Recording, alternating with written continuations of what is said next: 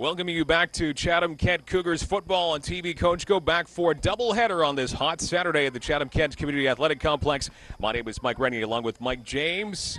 We've got your Cougar Classic coming up a little bit later on tonight, but right now it is the junior varsity squad taking on the Forest City Thunderbirds from London, Ontario. The Cougars will get the football to kick off this football game. It is brought down around the 49-yard line of Chatham-Kent. And on the reception there, I believe that was Cato who brought that one in. And the Cougars starting off at their own 44-yard line, Michael, trying to get a second straight win. Good spot for the Cougars to take their first possession. Nice return there from Cato. Good field position here for the Cougars. Going on offense to start today's game. And you're going to see a mixed bag of quarterbacks. They got two quarterbacks the Cougars like to use. Nolan Ball, who's number 12, and we got number 14 in there right now, Kelton Evans at QB. First offensive series of the football game. They elect to hand it off and running right up the middle past the 45-yard line. The game of about 2 yards on the ground. And the Cougars will set up a 2nd and 8. And on the carry there, that was Mark Kellett.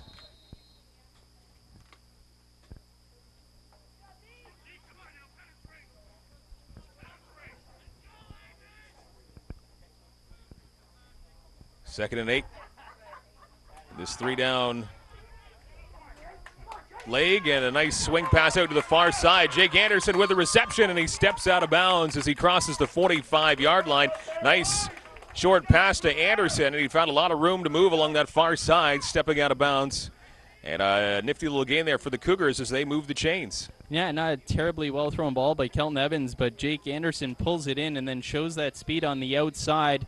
The Cougars got two wide receivers that they really like to feature, and that you saw one of them right there, Jake Anderson. The other one is number 81, Nate Woodall, who you'll expect to see as well this afternoon. Dropping back to pass, now keeping it, is the quarterback on 1st and 10, eluding one tackle, still trying to get out of harm's way, and getting close to the 35-yard line. Good job by the quarterback, Kelton Evans, as he ran into a bit of trouble 2 times, but healthy gain, almost a first down. And it's funny, speaking with the head coach, Mike Newman, before the game today, he had said that Kelton Evans can run, but he'd rather he didn't. But if he has to. If he has to, which, he did a good job right there. He saw a hole and took advantage. Nice gain on first down. It's bringing up 2nd and short. Short 2 yards to go as Evans rolls off to his left, trying to find a receiver open, and he finds one. In for first down, number 80, Roundtree, St. John Roundtree, able to make the reception and moving the chains. So methodically moving the football down the field so far. Good job by Evans and the Cougars offense. Really like that route from Roundtree right there. You saw him come back to the ball. That's what you always want to see from the wide receiver. Come back to the ball. It reduces the chance of the defensive back getting his hands on the football, and then you can turn it back upfield for a nice big game, and you saw that right there from Roundtree. Nice job. All the way up to Forest City's 25-yard line. Boys from London in town. Thunderbirds and the Cougars, and off the snap, they lose the football. And that's going to be a turnover on downs. A bad break for the Cougars. And the quarterback, Kelton Evans, couldn't see if the ball was slapped out of his hands or he just kind of mishandled it on the handoff, but regardless, Forest City taking over the football deep in their own territory after the Cougars were quite impressive for the first 2 minutes. Yeah, that's a shame because the Cougars, as you mentioned there, Mike, really having some success moving the ball. Kelton Evans looked like he turned to hand the ball off to the running back, and it looked like he got the ball into his hip, and the ball bounced off his hip and then hit the turf. So Forest City will take over on offense, and quarterback number 7, Ben Schmidt, for the T-Birds. Throwing it off to his right. And they pick up maybe 3 yards on that play. Tackle made by Mo Ibari, number 85 for the Cougars, the defensive back on the far side there. 3 minutes gone in quarter number 1, no score. The junior varsity Cougars and their counterparts from London, Ontario. Dropping back to pass, up the middle, ball is up in the air, and a penalty flag is down. Somehow the receiver came up with it in a good throw from Ben Schmidt, and a whole bunch of coverage there by the Cougars, and is this pass interference here? Looks like it might be. Yeah, I believe so there, Mike. Looked like there was contact with the receiver while the ball was in the air, and as you mentioned, somehow still managed to come down with the football. So a great catch from the receiver for Forest City. But, yeah, there was definitely contact while that ball was in the air, and there were a host of Cougars in the area. Just looked like they had some trouble spotting the ball up in the air. Like the receiver was at least triple teamed, but he still came down with it. So, of course, the penalty is declined. The Thunderbirds into Cougar territory now. This time they go on the ground, and a seam right up the middle past the 45-yard line. That is Chase McGee on the run. And pretty good pickup there for the Forest City squad. After the turnover by the Cougars, hands the football over. Tackle made there by the Cougars, Randy Cartier, number 54, and Mo Ibari, number 85. But some big plowing there from the running back from the Thunderbirds, and pickup of 10 and a first down. Able to move the chains, so they move up here, 43-yard line of the Cougars.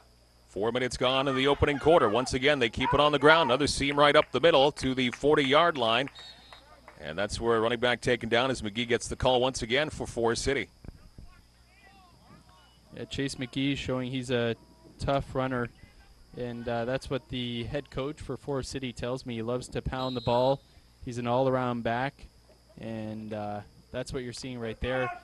Looked like they were happy with that first carry at the 10-yard gain, so why not go back to it, see what you can get. A nice pickup of 6, close to 7.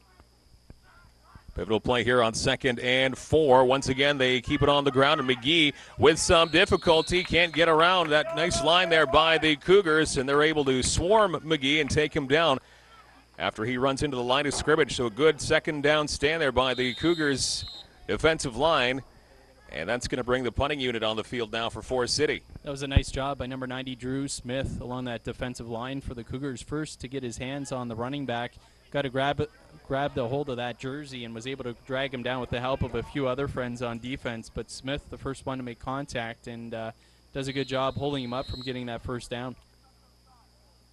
So off the turnover, the Cougars defense coming up big as they force the Thunderbirds to punt it away.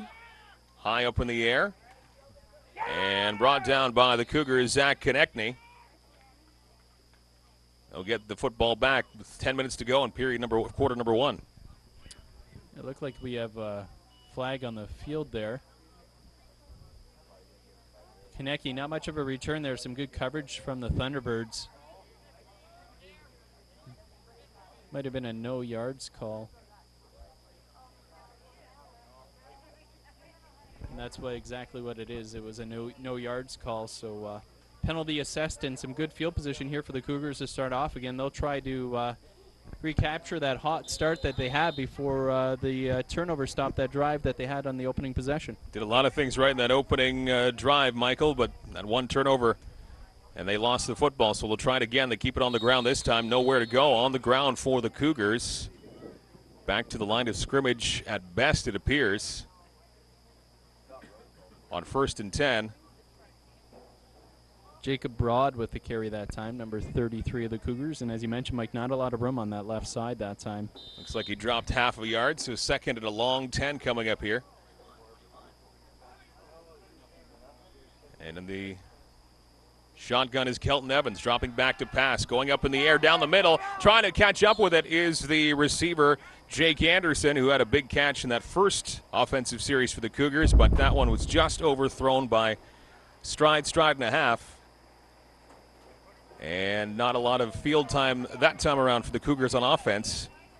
And on 3rd and 10, they'll have to kick it away. That's unfortunate. Jake Anderson had about a half a step on the defensive back, and that throw not far out of his reach, but just enough that he couldn't get a hand on it. That's unfortunate. Just a little bit less on that football, and he would have been off to the races. But unfortunately, that one falls incomplete for the Cougars. And as you mentioned, a quick 2-and-out here for Chatham-Kent.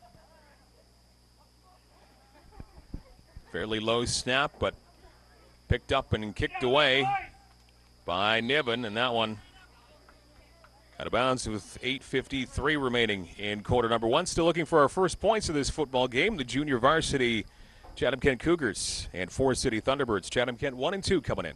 Great job by Trevor Niven on that kick there to grab a hold. Like, as you mentioned, he had a little bit of trouble on the snap, but got a good boot on it and pinned the Thunderbirds back into their own territory. And Niven, understand, one of the better kickers in the league. So Chatham-Kent, that's nice to have an ace like that on special teams. Can get you out of some trouble if you're pinned deep in your own zone. Nice kick back to the 36-yard line for Forest City as they get their second offensive possession of this football game. Dropping back to pass on 1st and 10, and it's caught right at the 50-yard line. Pass it was right on to from Ben Schmidt. And that's going to move the chains. So right away, a first down for Forest City, and they get close to midfield up to around the 50-yard line. Boy, that was some good timing there from the safety, Konecki, as well. Zach Konecki, number 19, got there just as the ball arrived, but wasn't able to separate the receiver from the football. Almost had enough time, really, to reach his hand around, but I think the ball got there just ahead of him. Oh, very high snap. Good job by the quarterback to keep possession, but there's number 92 for the Cougars, Austin Miller, to bring down the quarterback, and a big sack on Ben Schmidt. And that was big, aided in part by the high snap and the trouble hanging onto that football by the quarterback. Yeah, no doubt, Mike. That certainly disrupted that play. Austin Smith, though, a nice job getting in there and dragging him down for the loss. And Smith, one of the top defensive ends in the province, I understand, at his position. So certainly a nice asset, another nice asset for the Cougars to have. Absolutely. 4-yard sack there. So 2nd and 14. So a big play coming up here for London as they have another pass play, and it's completed. This one will come to midfield, and the reception there by 77, Matt McFarland. But the good news for the Cougars, it's about 5.5 yards short of the first down. And so Cougars will get the football back as Forest City forced to punt it away, and that sack looms large. And that's a good job by Alex Formosa, number 18 of the Cougars, to come in, make a nice, sure tackle, get nice and low, wrap those legs. Nowhere to go after that. Without the legs, you're not going anywhere. Formosa does a good job, a good sure tackle. They don't get any extra yards and forced to punt the ball away on 3rd down. Ball just on the Cougars side of midfield, and a line drive kick will be fielded on one hop, taken around the 35-yard line. And running at about 5 yards before taken down, Zach Konecki. Cougars with some fairly decent field position this time around. Their 3rd kick of the can on offense. Still a scoreless football game with 6:44 left in the first quarter. Yeah, you mentioned the Cougars coming into this one with a 1-2 record, and Forest City Thunderbirds coming in with a 2-1 record. Forest City suffering their first loss, lopsided loss last weekend against Burlington, and the coaching staff, I understand, tells me, the Thunderbirds coaching staff, that it was their best week of practice that they've had. So obviously that loss certainly a motivation for them. Cougars, big one here. They get a lot of their players back who are playing high school football. Nice pass, some room, and a reception along an open near side for the Cougars, past the 30-yard line, close to the 20. A great pass and brought in by Liberty Roundtree as he hauled that one in from Kelton Evans. So credit the quarterback and the receiver that time around. Lots of room to move and a ton of yards after the catch for Roundtree. Nice 55-yard gain. You got to love that play right there. Beautiful catch by Roundtree, and Evans just puts enough air under that ball, just able to run right under it perfectly. Just didn't have the speed to get it all the way to the end zone, but nonetheless, a beautiful pass and catch there. Perfectly lobbed up for the receiver to run right underneath it, and some momentum here for the Cougars, 1st and 10. They'll take it to kick off this drive. Rolling off to his left, again going to the air towards the end zone. Hauled in. And looks like just shy of the end zone as we're looking across the field. But another huge play in the air, so back-to-back giant gains for the quarterback Kelton Evans in the Chatham-Kent Cougars offense. 2 plays, and they're already to the 1-yard line. Big number 81, Nate Woodall, with that catch there. Not the prettiest pass, but Woodall makes it work, gets underneath it, and the Cougars knocking on the door. Under 5.5 to play, 1 yard to pay dirt here. Quarterback keeping it, rolling to his right in the end zone. Touchdown, Cougars! Liberty Roundtree with his 2nd big catch of this drive. This one for 6 points. And the Cougars draw first blood as they're up 6-0. Boy, that's a big score there for the Cougars. A nice job. You'll play action pass, fake the handoff, and then roll the quarterback out to the far wide side, and nobody there anywhere near Roundtree, and he pulls that in, and Roundtree did the most of that work on that drive, and nice to see him get the payoff with the touchdown. Trying to make it a neat 7-0 score here. And a flag blows this one dead before the snap.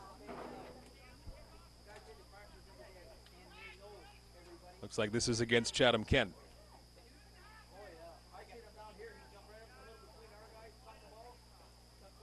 False start. This will be applied on the kickoff coming up.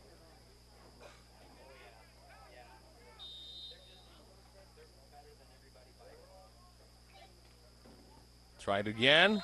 And it's up and through. So a 7-0 lead. Great opening. I shouldn't say opening, but great third offensive drive here for the Chatham-Kent Cougars. Finally hitting the score sheet, and they break the 0-0 tie in a big way. And obviously the big play on that drive, Roundtree with the 55-yard reception from Evans. And again, it was a beautiful job on that play, recapping it. Roundtree comes out on this near side to us, runs an out and up. And the DB was playing underneath the receiver, thinking that the quarterback was going to throw the out. And then the receiver just turns it up the field, and nobody near him. He had about 2 steps on the defensive back, and defensive back was able to catch him before he got to the end zone. But the Cougars able to make that one count. A great drive there from Evans, and a couple big plays from Roundtree. Offense looking good. Defense also with a couple of impressive stands in this first quarter as well. And if it wasn't for that fumble in the first possession offensively for the Cougars, could be more than 7-0 right now. But other than that, all things looking pretty good in this opening quarter here for the junior varsity Cougars as they kick it off. A nice line drive kick, bouncing football to around the 20-yard line. Picked up and across the 30 to around the 33. And that's where Forest City will begin.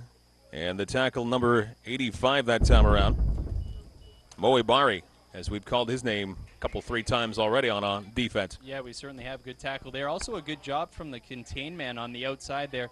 I didn't get the number, but did a good job covering that outside, forcing the return man to cut it back up inside, because those return men, they're always looking to cut it outside and then up the sideline. The contain man did his job. He didn't bite inside, stayed outside, forced the return man inside, and then his friend there to make the tackle, Abari. So the 34-yard line, Forest City Thunderbirds still looking for their first points of the afternoon. 7-0 Cougars. 5:08 and counting to go in the opening stanza. Let's go out there, defense. Take control.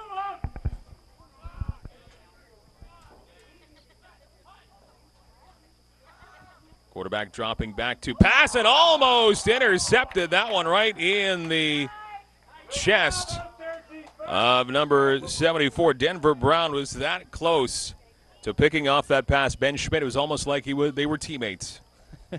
Denver Brown going to be thinking about that one after this game. As a defender, I can tell you, you're never expecting the ball to be thrown right to you. And it always catches you a little off guard, and I think that's what happened there probably. Denver Brown, the ball hit him right between the numbers and just caught him off guard, and unfortunately that one hits the turf. Setting up second and 10 now, and a very high snap well over Schmidt's head. He has to scramble back to get the football, has some room to move along that far side, and now he fires it, and again almost intercepted as he just threw that ball before he got to the line of scrimmage. And that one falling incomplete. No flags from what well, there is a flag along that far side, actually 2 now. Well, the one certainly going against the Cougars, Trevor Niven, number 34, because he pushed the receiver from behind before the ball got to him, so it was clearly a pass interference there on Niven. Not sure what the other flag is, though. We'll have to wait and see what the call is. Unfortunate circumstance there. If this results in a first down for the Forest City Thunderbirds, they had them pinned down. And the quarterback scrambling there, but it looks like that's going to be first down here for the Forest City Thunderbirds after the penalty. And it's going to bring the football to our left a fair distance, all the way to the 45-yard line of the Cougars. So a costly penalty there. Yeah, as you mentioned, Mike, it is unfortunate, but Cougars going to have to bounce back because they did have a lot of pressure on the quarterback there, Schmidt, but just weren't able to bring him down. And credit to Schmidt, able to make that throw across his body. Really your coach not to do that, but he did a good job, zinged it in there, and forced the Cougars into a penalty. 1st and 10 for the Thunderbirds. 7-0 Cougars on top as they keep it on the ground past the 40-yard line. On the carry was Chase McGee, as he's had 3 or 4 carries in this quarter. 4th for McGee, and an 8-yard pickup. Setting up a 2nd and 2 here for Forest City. 4 minutes even to play in quarter number 1. A host of Cougars in on that tackle, including number 74, Denver Brown of the Cougars. Let's go, boys.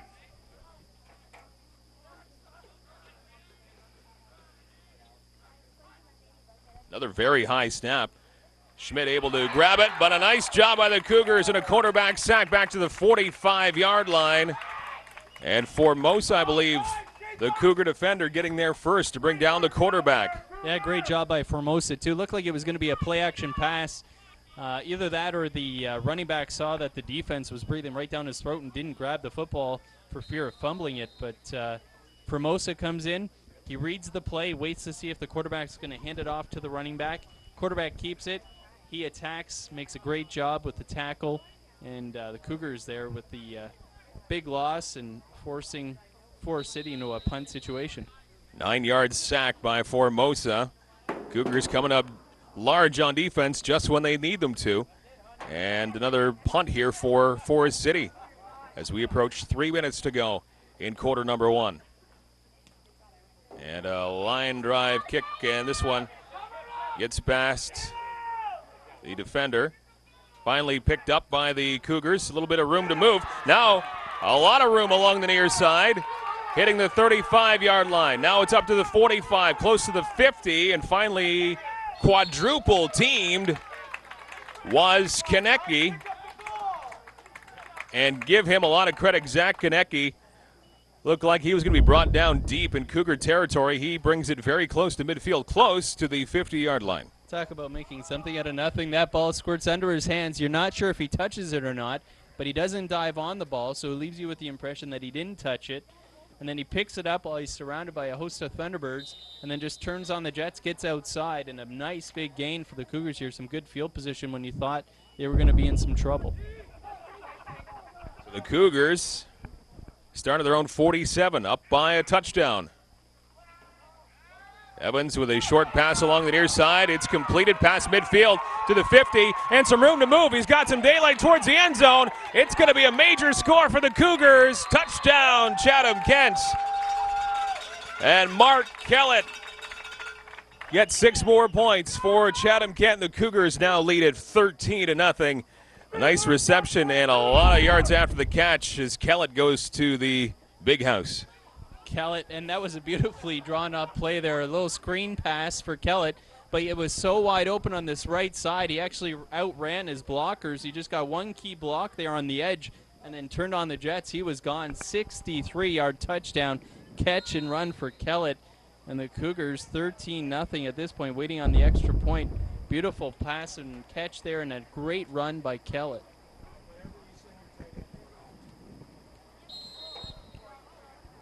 Flag down. Didn't see if that was prior to the snap or not. But offensively in this first quarter, Cougars getting it done, and on the other side of the football too. Up by 2 majors. Didn't see a signal on that one, whether that kick was good or not. You mentioned the flag there, Mike, but I haven't seen a signal yet.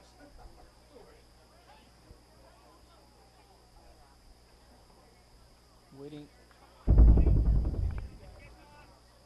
Okay, there we go. The kick is good, and they're saying it was unnecessary roughness against the Forest City team, so they're going to assess that on the kickoff. So it is a 14-0 lead now for the Cougars. Couple of quick drives leading to touchdowns here in the first quarter for the Cougars, 14-0. And Kellett with that short reception and then a whole truckload of yards after the catch right to the end zone. And 2:18 left to go here in quarter number 1.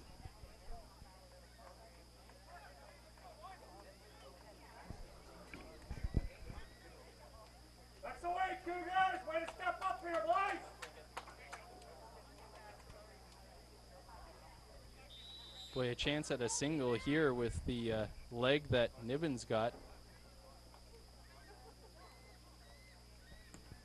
Cougars kicking it away. Good kick, close to the goal line.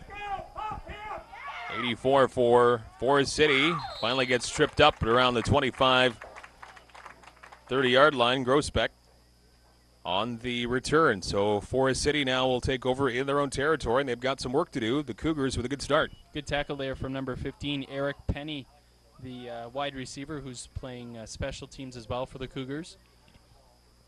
But good job here by the Cougar special teams after that penalty, pinning Forest City now deep in their own territory. As you mentioned, Mike, they're going to start with the ball on their own 20-yard line.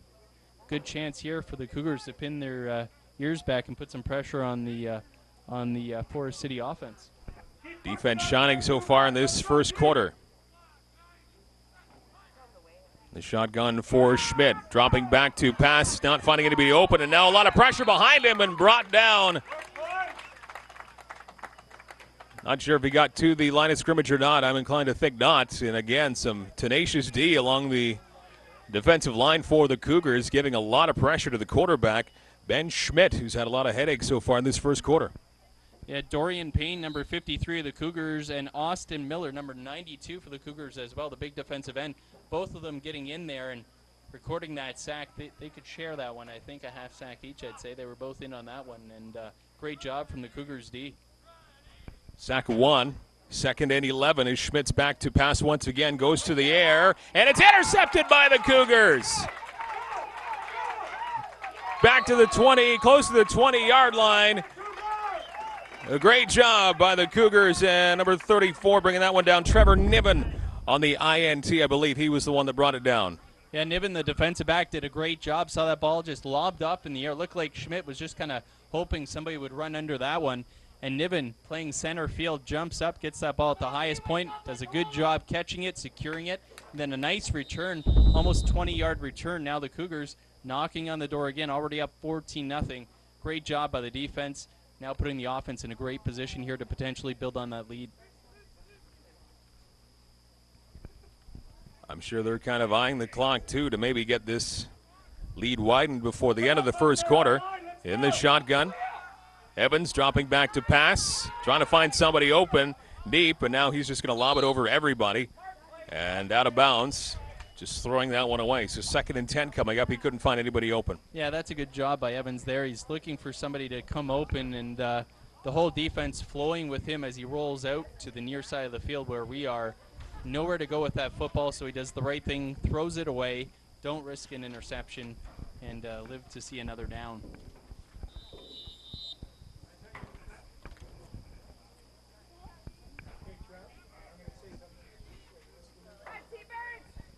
25 seconds to go in quarter number 1. A big 2nd and 10 here offensively for the Cougars. Evans rolling to his left, trying to find the open receiver.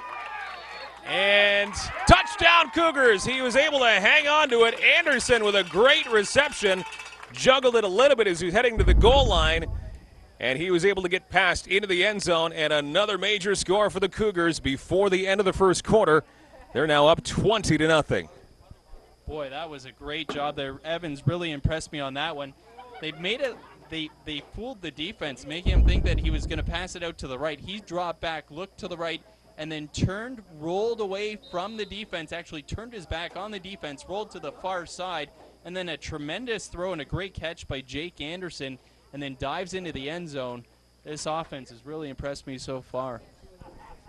Lots of momentum here for the Cougars, and the point after is blocked by a couple of Thunderbirds.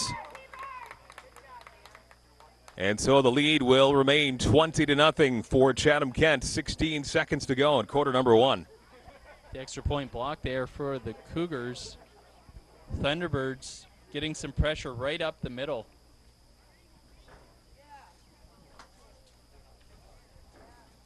Really the only one of few blemishes that we've seen so far in this first quarter from the Chatham-Kent Cougars. Hopefully that doesn't kill any kind of momentum, though. Just be proud of what they've done on the offense here. 20-0. after we played the first few minutes of the quarter scoreless. So these 3 touchdowns have come, I believe, in 3 consecutive offensive chances here for the Cougars. And with the defense playing the way they have, they're getting the football back pretty quickly. You know, and I really think it's made a difference. As we said at the outset, the Cougars getting a lot of players back from the high school team. They were missing 15 players. So I think that's really making a difference on the squad so far. Decent opening field position here for the Forest City Thunderbirds, getting past the 40-yard line on that latest kick return. 10.7 seconds remaining in quarter number 1. And the ball will rest at around the 42. Let's go out there, Cougar D. Come on, boys. Come on, steady, shake it off, kid.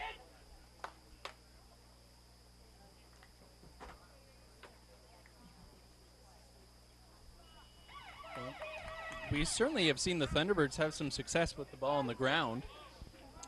Not as much with putting the ball in the air, though. Final play of quarter number 1, and going to the air and a reception to midfield.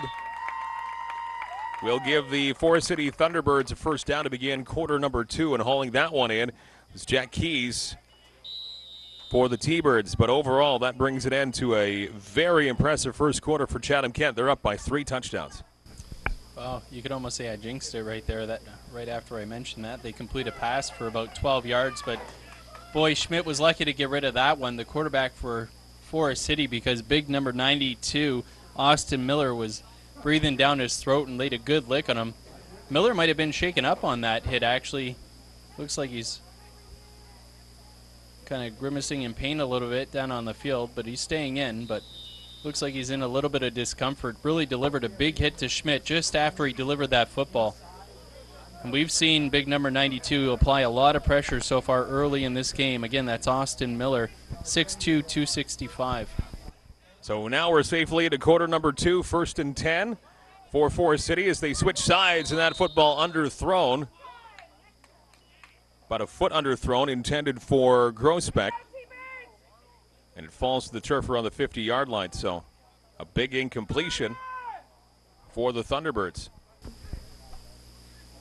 And again, Austin Miller getting into the backfield, disrupting. He got a hand up, applying some pressure to Schmidt. Always key. If you can get some pressure on the quarterback, force those errant throws, that's going to help your defense and your defensive backs increase the chances for picking off some passes. And again, Miller able to disrupt the throw from Schmidt, get his hand up, and apply some pressure in his face.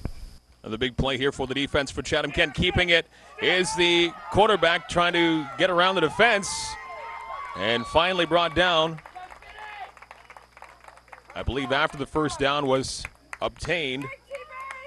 Quarterback Ben Schmidt staying on his feet just long enough to get the chains moved. Yeah, Schmidt showing some elusiveness there. Looked like he was going to be brought down for a short gain, but able to pick up a good chunk of yardage, as you mentioned there, Mike. Enough for our first down. We got to mention too, it's a hot one out here today. In the high 20s, mid 80s, I'd say. And with the Humidex, a lot more than that, probably feeling close to 36, 37 Celsius. So not an easy time to play down there in that football field as they keep it on the ground. Forest City does. And still on his feet past the 35-yard line. Chase McGee with another impressive run. Close to a first down. Not sure if, yep, they did get that first down. So McGee be able to move the chains here. An impressive run on offense for Forest City to begin this second quarter, as they appear to have made some adjustments. Yeah, Jake Brush with the tackle there, number 48 for the Cougars. And Forest City going to that ground game.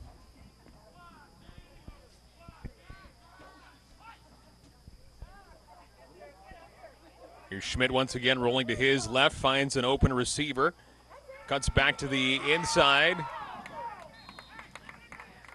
and gaining at least half of what he needs for the first down.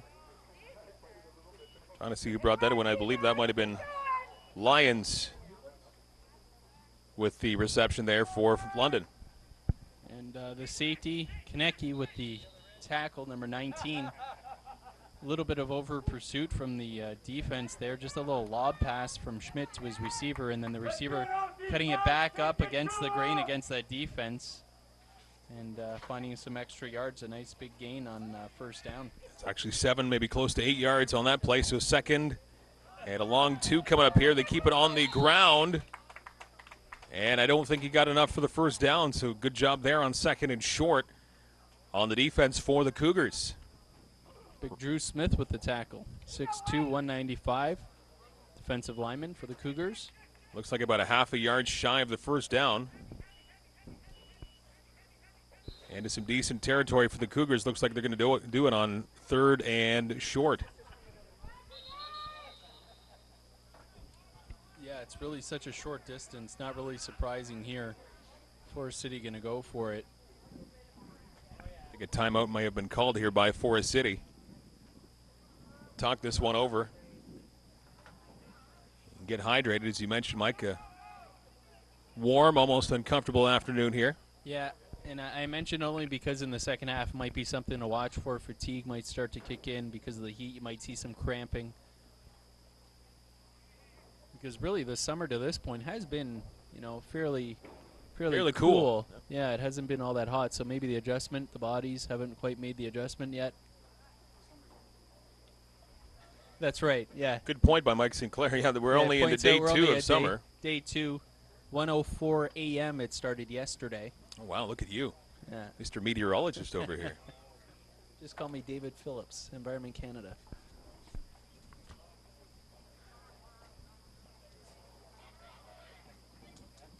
So I got to say, though, this timeout, in my eyes anyway, would favor the defense.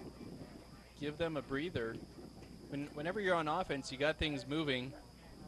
Any kind of timeout delay like that potentially can stall any momentum that you had, put a stop to it. So that defense, I would say, favors the Cougars.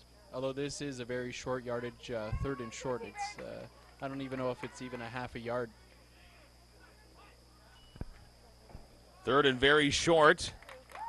And they keep it on the ground, and they will move the chains, getting just enough for the first down. So the Thunderbirds took a gamble there on third and very short, and it worked out as this drive continues. Quarterback keeper there, and Schmidt gets tackled by Konecki coming up from his safety position.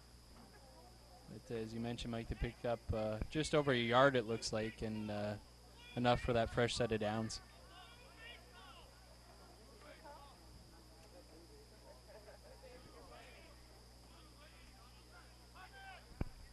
Schmidt off to McGee once again. Shoveled pass off to the running back. Tries to find a hole along that far side. And gets a few positive yards. 5, maybe 6 on the run there. Yeah, they just pitch it outside to that running back. Jake Brush makes the tackle, but looks like London's adjusted their offensive plan a little bit. We saw them go to the air much more earlier in the game. Now it looks like they're going to stick with the ground game, having some success running the football. Ball on the Cougars' 11-yard line, second down and 3. Once again, McGee with the call just past the line of scrimmage. It falls forward.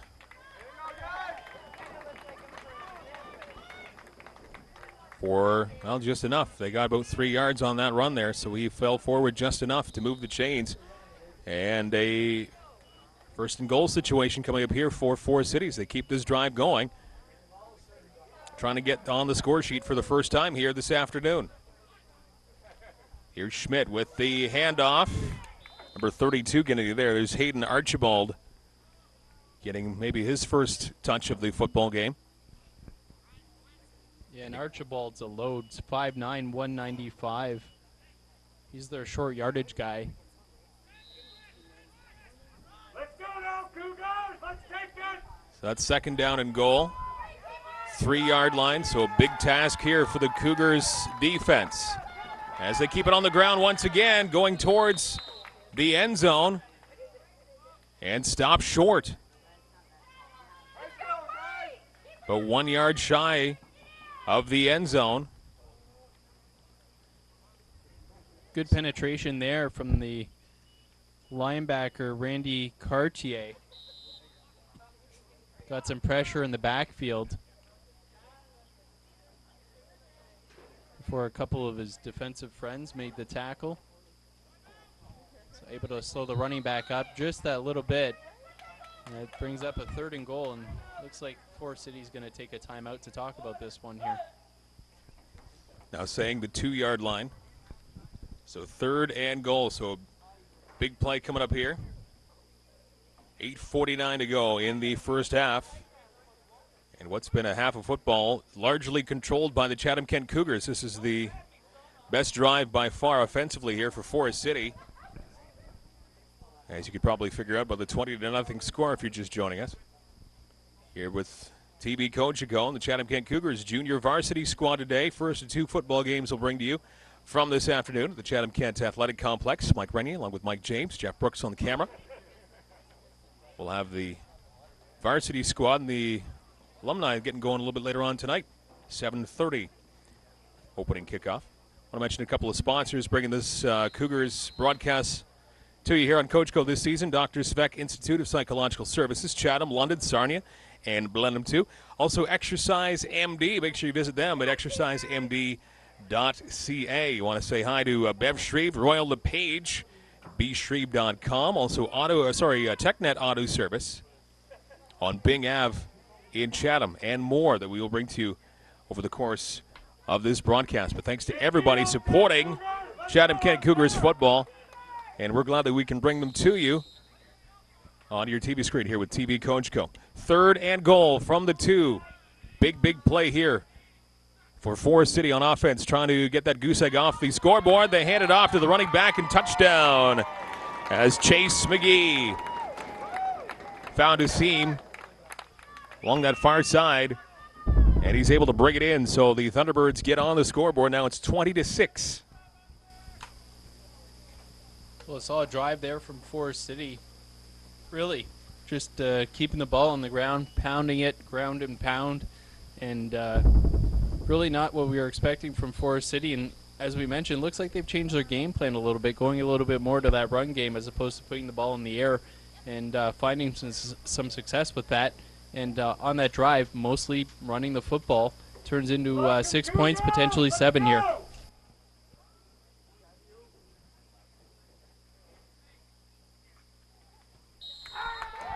Kick is up and through as Matt Bushell makes it a 20-7 football game. 8:45 to go in the second quarter. So the Cougars now will get the football back after the offense able to rest a little bit.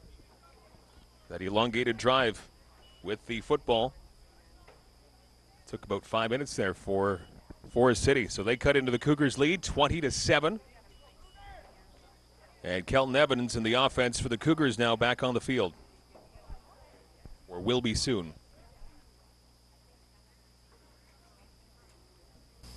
We'll see how the Cougars respond here. They really had all the momentum up until that score from Forest City. So first points on the board for the Thunderbirds, excuse me. Cougars a chance here to get the football back. Trying to even their record at 2-2, winning last week against Kitchener-Waterloo. And a high kick coming down around the 20-yard line. And a pretty good return here by the Cougars, almost up to the 40-yard line. Around the 37 is where the Cougars will begin. Good return there for Chatham-Kent. Konecki with the big return. Does a good job running right up the gut with that return. That's really key. Get right into the teeth of that return team. Get right into the teeth of your blockers. And then once you get in the middle and then you find your cutting lane, try to cut it back outside. And nice job by Konecki getting it right up the middle. He had really just one tackler to beat, and he would have been gone. Nice positive return by Konecki, doing a good job. Evans in the offense right back at it here for the Cougars at the 37. They elect to keep it on the ground, and they get maybe 1 yard as they try to run it up the gut. That might have been Robbie Wright with the carry there. Looks like the Cougars actually made a change now. Looks like it's Nolan Ball that's in there, number 12. And we mentioned at the outset that the Cougars do use 2 quarterbacks. Up to this point, it had been Kelton Evans. Nolan Ball here getting his first series, number 12. Maybe each quarterback getting a quarter here in this football game, going back and forth. We'll see. But Ball in a whole world of trouble. He's backed up all the way to the 20. And Nolan Ball sacked in a big, big way there for the Cougars. An 18-yard sack. And that will help field position here for Forest City as they will be back for the punt return. Not the series that Nolan Ball wanted when he came into the football game for the first time this afternoon. No, and I think Nolan Ball is a little shaken up from that one, too. He had 2 or 3 Thunderbirds land right on top of him while he had the football. So we'll see if we see him come back into the game. But, yeah, as you mentioned, Mike, a rough start for Nolan Ball. Right after the T-Birds get the touchdown to cut into the Cougars' lead and Ball into the football game for the first time now. They are going for a fake. Chance here for the Cougars. Will they be able to pull this one off? Up to the 40-yard line, 41. They don't make it to the first down, but there is a flag down on the field around the 36-yard line. See the official call on the field and see if this will further the chances of the Cougars or not. Boy, that a big block there from one of the Cougars, too. Looks like this flag going against the Cougars.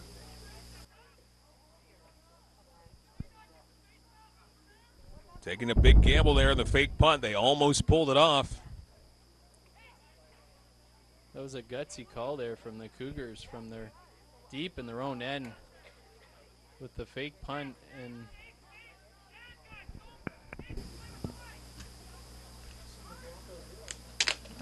I'm not sure what the call, waiting on the call here. Was it a block from behind? Oh, a hold. They're calling a hold against the Cougars on that.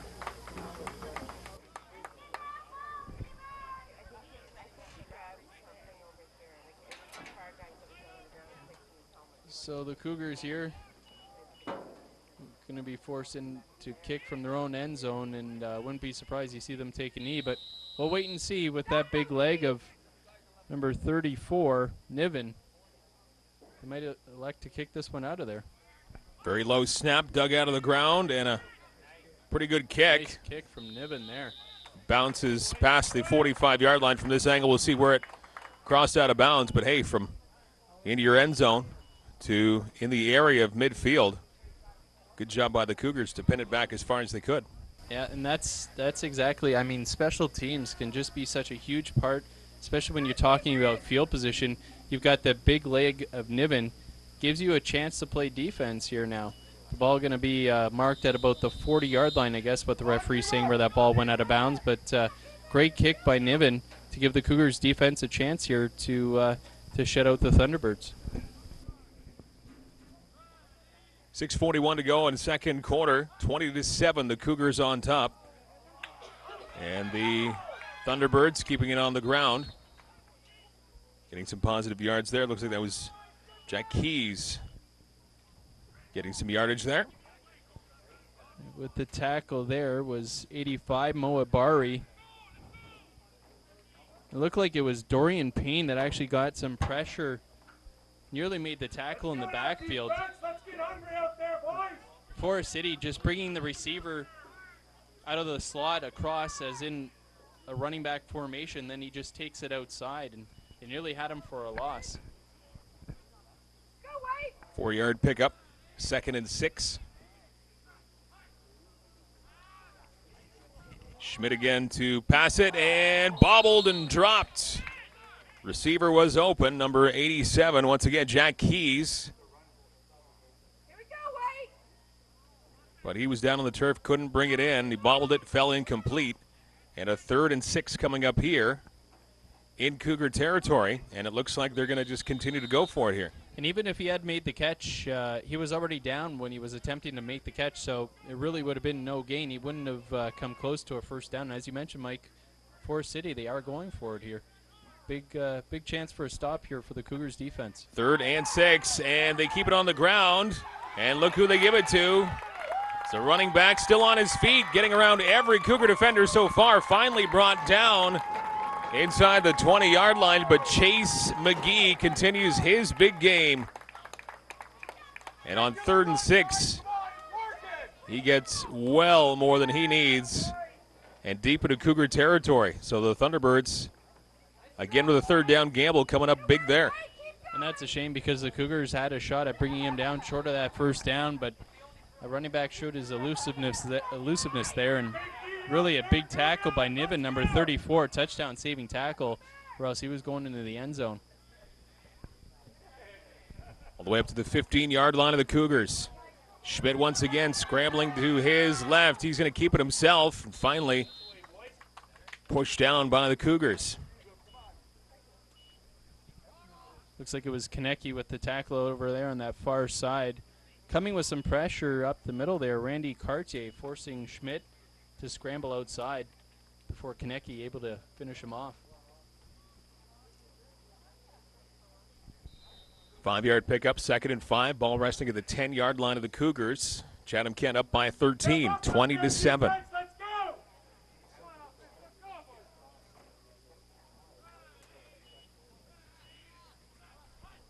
Ben Schmidt handing off the football, and right away, running back gets tackled. Big stand again there on 2nd and mid-range there by the Cougars defense. Doing a good job setting up a 3rd down. No gain on that play. Nice job there by Nate Krieger with the tackle, number 57, and then Konecki, number 19, coming in to finish it off. That was a good job. We saw that play earlier. That's where they line up that number 87 for the Thunderbirds. Kind of in a wing formation. Jack Keys is 87 for the Thunderbirds. Lines up off to the right side of the quarterback and then just runs across the face of the quarterback, takes the handoff, and then tries to get the edge on that left side. But a good job by the Cougars defense that time. They sniffed it out, and a big stop there, bringing up a big 3rd down here for both London and Chatham-Kent. I should say for City. Right, which is London and the city that they also play in. Correct. So I think both could be technically correct. We hope. They actually dropped a couple of yards on that play there, so ball resting at the 8-yard line, 3rd down, and goal here for Forest City / London. We had a Cougar player there shaken up on that play, just going off the field, just trying to get a number here. Across the other side of the field, hard to make out at this point. When we get that number, though, we'll pass it along. And they're going to go for the field goal here.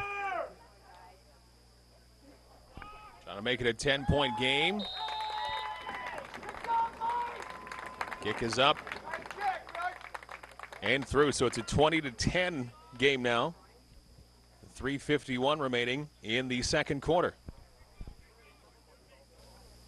We just got the number on the player that was walking off the field injured from the previous play, and it was number 85, Moa Bari, whose name we've called quite a few times so far here in this first half. So hopefully he's all right and can come back into this football game.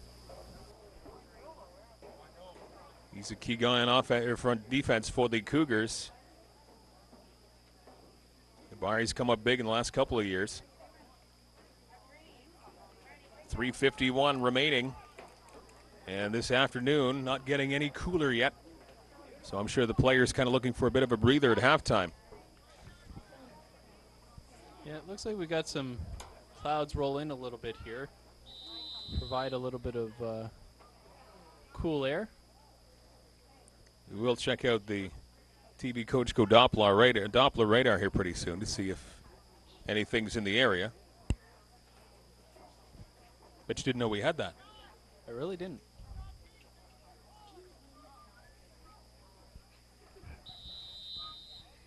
Our budget grows every year. Slowly but surely. And so our pay decreases so we could afford that. Kick is up and falls down around the 20-yard line, picked up by the Cougars. Swarmed by the defense of Forest City, but still a good job to be fairly elusive was Konecki there. And the Cougars still have a fair bit of time to work with here this first half. 3:45 to go in the second quarter. And the Cougars still nursing a lead. It's been cut down to 10 points at 20-10. Yeah, 10 straight points here for Forest City. And now they've got the Cougars been deep in their own end, so going to be key here for Chatham-Kent to get something going. You really don't want to give the ball back to Forest City with a lot of time left on the clock here in the first half, the way they've been moving the ball the last couple of possessions. Going back to the air, intended for Anderson. He was double teamed. A good throw, and Anderson actually kind of upset with himself that he didn't hold that one in around the 35-yard line. As Kelton Evans back into the football game, and not a terrible throw there. Yeah, no, a good-looking throw there from Evans, as you mentioned, back in after a series off where Nolan Ball came in. Jake Anderson, that ball hits him right in the hands, and that's a tough catch. The defensive back got his hand up, trying to get a hand on the football, and it's certainly distracting for the receiver, but no doubt Anderson would like to have that one back. Evans scrambling to his left, eluding one tackle, throwing it up, and getting turned around a little bit there and able to track that one was Nate Whittall. That was the intended receiver, and it falls incomplete. So 2 incompletions and a 3rd and 10. Still with 3:06 to go. Looks like the Cougars, an easy decision to kick this one away. Yeah, no doubt, deep in their own end. They're going to put the boot to it here. Remember last time we were in this position, though, the Cougars did run a fake and came close to getting the yardage, but had a penalty negate it. I believe that was a lot more than 10 yards to go. So it really was. It was. I think it was closer to 30 yards to go. So this is just easy if they decided to go again. Although you figure Forest City's maybe got that in the back of their mind here as well. 3 minutes even to go in the first half. And heading back to the end zone to take a knee. And a bit of a late hit, which Cougars fans not impressed with. As if taking a knee wasn't enough. That's certainly, in my mind anyway, would have been worthy of an unsportsmanlike call there. Clearly he was taking a knee. The hit was unnecessary. And I would call that a bit of a fail there on looking out for the safety of the players from the linesman at the back.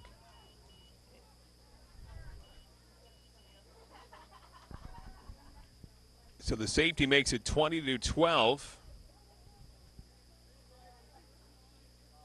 As slowly but surely the Forest City Thunderbirds crawling back into this football game with 12 unanswered points.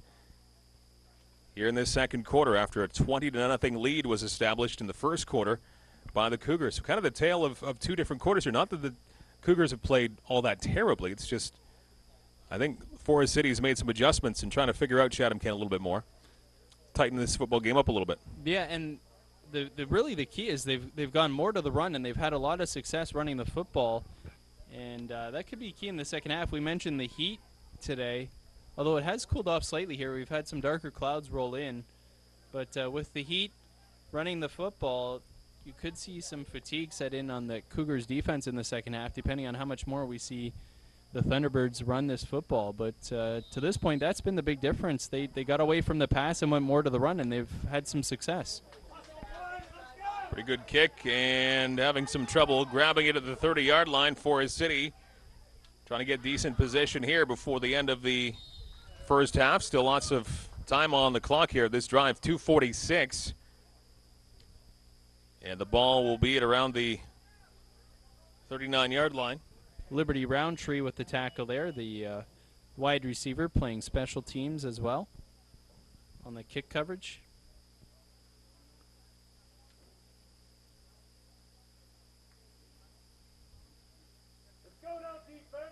Again, we can't say it enough. The Cougars, 15 players they've gotten back to their team now for the second straight week because of the high school championships. Cougars missing a whole mess of players, and again, this is the second straight week now that they'll have the players back. They got a win last weekend and looking for their second straight win to get to 500. Not given a decent hand the first couple of games of this season. Finally got into the win column a week ago against Kitchener-Waterloo. They have an 8-point lead here this afternoon. Forest City back on offense, and a little wire crossing there offensively for the Thunderbirds. That ball falls incomplete around the 45-yard line, so 2nd and 10 coming up.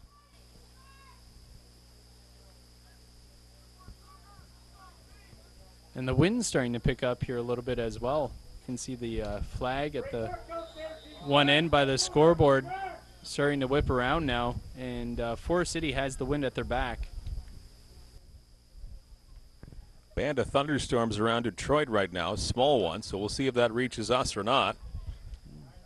We got the results from Doppler, did we? Yeah, it's in. We had the results come through and almost intercepted up the middle there, out of the hands of number 74, Denver Brown. That's the second time in this football game that Brown was that close to an interception. It looks like he's starting to figure out he's had some tough luck here this afternoon. And that's a nice job by Brown, just spying the quarterback, following his eyes, seeing exactly where Schmidt wants to go with that football, and gets his big left mid out, knocks that one down. And that's a big defensive stand there from the Cougars. You remember they took the safety and kicked it off, and a 2-and-out here from Forest City. The Cougars defense toughens up and able to get the ball back to their offense. London crawling their way back into this football game. 12 unanswered points. Can't do anything here this time around, so they kick it away. And the Cougars now with some room to return here up to around the 50-yard line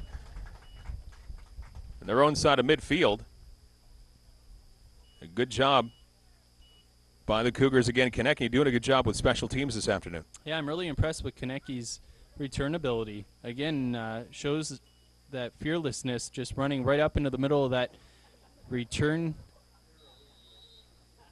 The special teams players bearing down on him, but Konecny doesn't let it phase him. Does a nice job running right into the teeth of those big linemen coming down, and gets a real nice return and some decent field position here for the Cougars.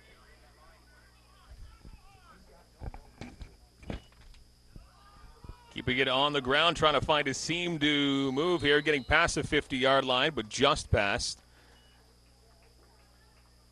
A gain of just over a yard. On the ground for the Cougars, 2:07 to go. Kellett with the carry there. Kellett with a touchdown in the first quarter for the Cougars. And boy, that was a good job from Forest City, because it looked like Kellett was going to have a nice big gain there, but a big stop from Forest City. Quick pass here intended for Anderson, and just out of his reach as he stuck his left hand out and just an inch or two away from his fingertips. And that falls incomplete. 3rd and 9 coming up here. 1:50 left to go in quarter number 2. That's unfortunate. I think Anderson had some troubles finding that football. I think he was turned the one way, and then it was actually over his outside shoulder. And just looked like he had a tough time spotting it, and then couldn't get both hands up in time to pull it in. So the Cougars force Forest City into a 2-and-out, and then the Thunderbirds return the favor. 2-and-out for Chatham-Kent, and Niven in to kick it away. And into a wind. And close to being blocked there, but the kick is away. And it gets a Forest City bounce on the other side of the 45-yard line. So a favorable spot on the field there for the Thunderbirds as they begin what could be the final possession of the first half. The Cougars still nursing an 8-point lead. It remains 20-12. Oh, been a real good football game to this point. This first half, very entertaining. Cougars jumped out to a 20-0 lead. Forest City came back with a couple straight scoring drives and then forced the Cougars into taking a safety for field position purposes. And ever since, they've been duking it out back and forth here. Looks like it's going to set up for a nice, entertaining second half of football. as this first half starts to wind down, but still plenty of time, 1:41 to go. Really enough time for both teams to get another possession depending on what happens.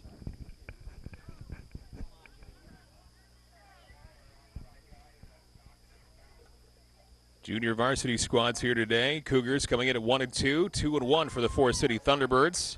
Not sure what's happened here. Looks like the Cougars are keeping the football. Not exactly sure what happened there.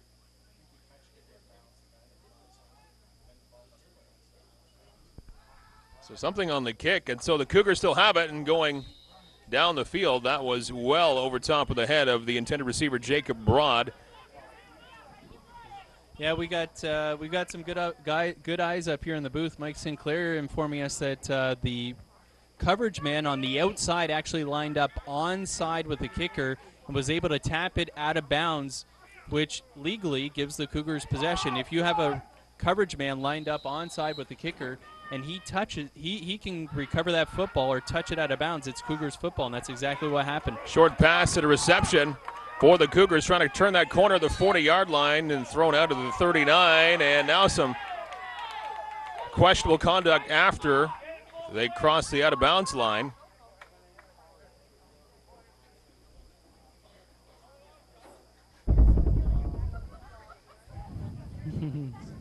A little back and forth there from Kellett for the Cougars and Griffin Pelly, number 2 for Forest City.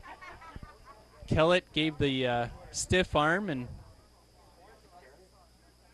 Pelly didn't like it all that much and gave a little return. A little pushing and shoving after the fact, but no flags. No harm, no foul. That's going to... Oh, now the referees are talking. I didn't see any flags. I saw actually a couple of flags on, one out of bounds and one in. So okay. We'll see what comes of it here. I'm on my way to Dr. Specs after this game. And they're saying this is against the Cougars. So third down here. This is ball backs up a considerable amount. Unnecessary roughness against the Cougars, the call here, which is really surprising because we saw that play out right in front of us here, and certainly players on both sides were equally involved. If I'm a referee, I call that one against each side. I wouldn't single anybody out on that, offsetting. but I'm not a zebra, so doesn't matter Maybe what you I should think. be. 3rd and 20 after the dust settles. 1:29 to go in the first half. So 3rd and 20, 54-yard line is where the ball is, 53-yard line.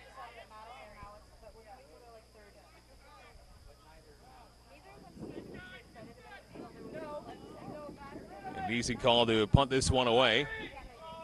It is up, falls around the 35-yard line. That's where London picks it up and getting maybe 5 on the return. Number 87, Jack Keys, with a short return, taken out of bounds. And so another short possession offensively. Good coverage from Niven and Formosa. Of course, Niven the kicker, number 34, and then Formosa, number 18, coming in to finish him off. So 1:19 to go here, and you can certainly feel that the change in temperature in the air here. It almost feels like it's dropped about 5-7 degrees. Well, the sun's gone away. A couple of fairly dark clouds in the area. The wind's kicked up a little bit, so not quite as unbearable outside as they keep the football on the ground, but a good job by the Cougar defense to swarm, running back at the 40-yard line, and it looks like they've dropped a couple of yards on that play there. Good job by that Cougars defense. Eventually it was Jake Brush, 48, with the tackle.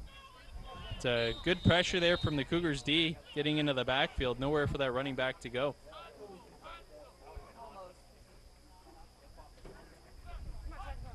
Second and a very long 10 as they drop half yard in that last play. They keep it on the ground. And not getting nearly enough for the first down was McGee there as he ran up the middle. Good tackle there from 44, Alex Villahora, Valahora with the tackle.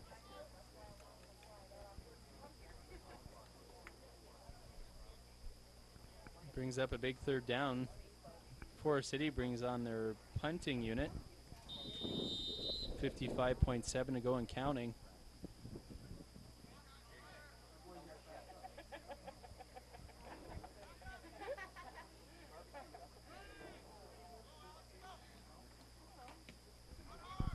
Kick is up and back to the 30-yard line of Chatham-Kent.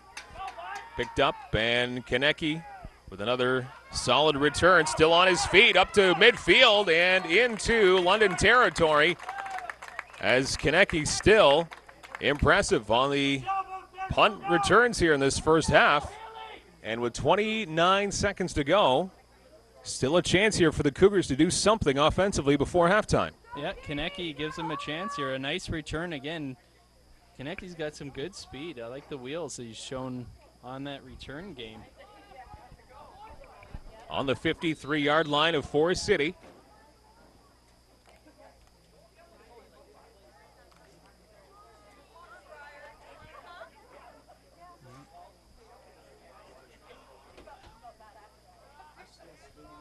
Kelton Evans, he will hand it off to Anderson, who has the carry here. Anderson trying to stay on his feet, double teamed, triple teamed, and just barely able to get back to the line of scrimmage. So no gain there. Yeah, they want to get the ball in the hands of the playmakers. Anderson clearly one of those playmakers. They got Anderson lined up at wide receiver on the far side. They bring him across and hand it off to him coming across the formation. But couldn't outrun the defense there. A good job by Forest City to haul him down. This might be the last play on offense here for the Cougars before the end of the half. Evans once again scrambling off to his left, trying to find somebody open deep. He finds Anderson, and right as he was stepping out of bounds, he dropped the football. And that will bring up 3rd and 8, 1.4 seconds to go in the first half. So with that that little time left on the clock, they probably just go for it here. Yeah, and you wonder maybe they play it safe. Not sure. You don't want to throw an interception for a touchdown, but at the same time, maybe you give yourself a shot at scoring. Be interesting to see what the call is here. Maybe you just hand the ball off to run out the last 1.4 seconds here. We'll see. Quarterback Evans keeping it. Horn ends the first half of football, and a short dump pass. And now we've got dropped. A flag comes in late. Nate Krieger, the intended receiver.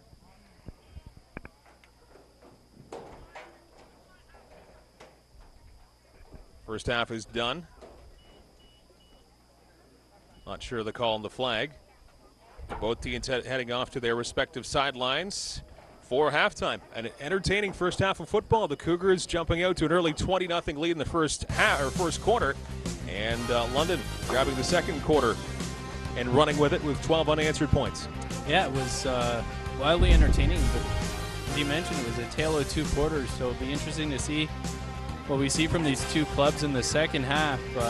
It's certainly been a close one here, though. These teams look to be very evenly matched at this point. I fully expect an entertaining second half out of these two clubs. A lot of give and take here. Both defenses starting to stiffen up now, and it's really anybody's game. So halftime, junior varsity Chatham-Kent Cougars 20 and the Forest City Thunderbirds 12. So if the second half is as entertaining as the first, we are in for a great finish of this football game. With TV Cogeco on this very warm Saturday afternoon, it's Mike Renier, Mike James. We'll be back with second half action coming up. Back here we are to start the second half. Chatham-Kent Cougars junior varsities today looking to even up their record at 2-2. And an 8-point lead on the Forest City Thunderbirds at 20-12. And the boys from London will have opening possession. A little bobble around the 20-yard line for Forest City. Now picked up and brought to the 35. That's Donovan Grossbeck on the return, so he recovers fairly well to get up to around the 34-yard line. His own side of midfield, 9 seconds into the second half. And as we mentioned,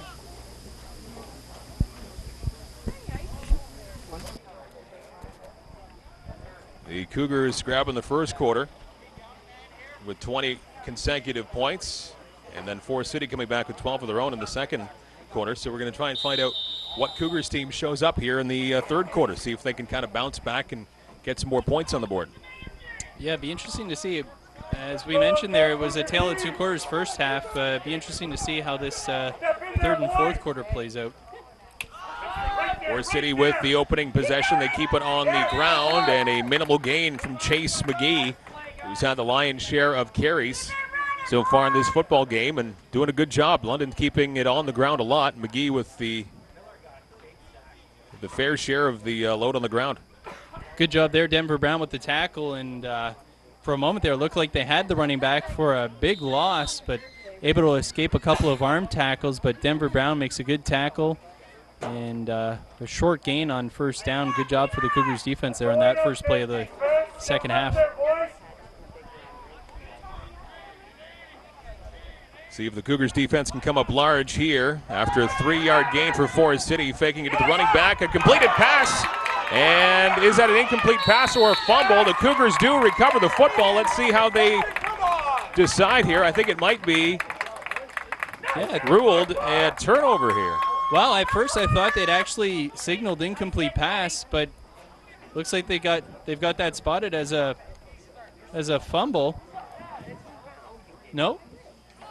I don't know. That was so very close. At first I thought it was an incomplete pass because it didn't look like he had possession of that football when it went in and out of his hands, and that's, I think, what they're calling. Boy, that was close. I agree, Mike. It was close. It looked like he had almost had enough time to tuck it, but great job there by the Cougars defense, rallying to the receiver, getting a lid on that football, knocking it loose, and bringing up the third down in the punting situation.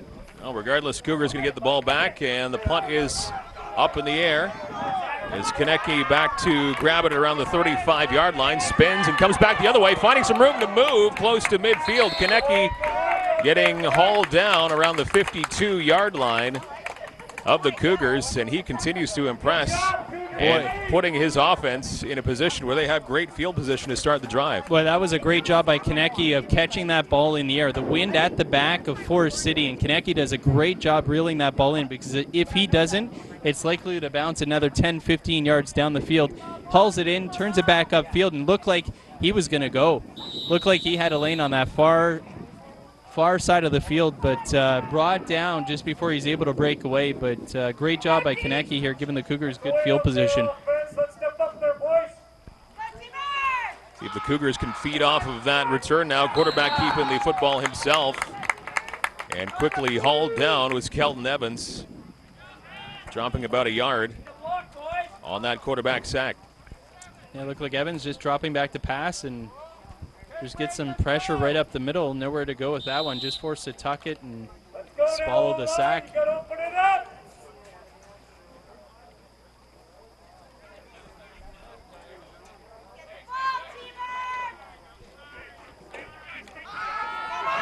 Here's Evans scrambling off to his left, trying to find somebody open, and this one is intercepted by Forest City.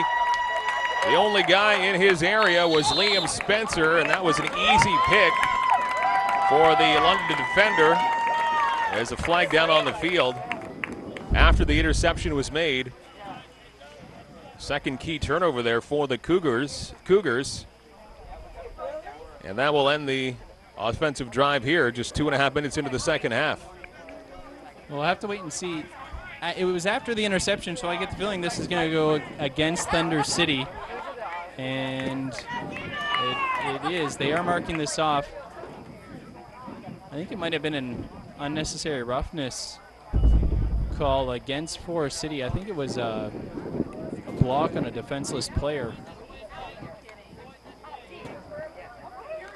I think from what I saw anyway, it looked like one of the Cougars had just spun around and took a pretty big hit from one of the Thunderbirds. So they marched that one off, but Forest City takes over on the interception. keeping it on the ground, leaping over one defender, and getting some positive yards. Chase McGee, and he gets close to first down yardage. And it looks like one Cougar defender is down and slow to get up. Can't see the number from this particular vantage point. Training staff coming out to take a look.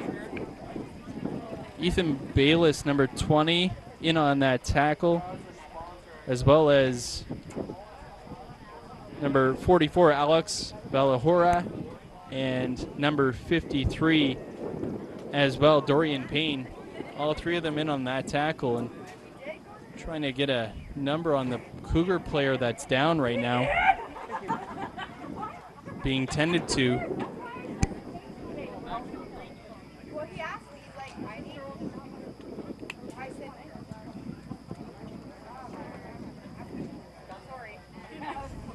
Helmet off and in obvious discomfort on the ground. Looks like they're looking at the leg of the player that's down. This is my final year. No way. Put me back in that bar. I'm talking to cell phone. Oh, sorry.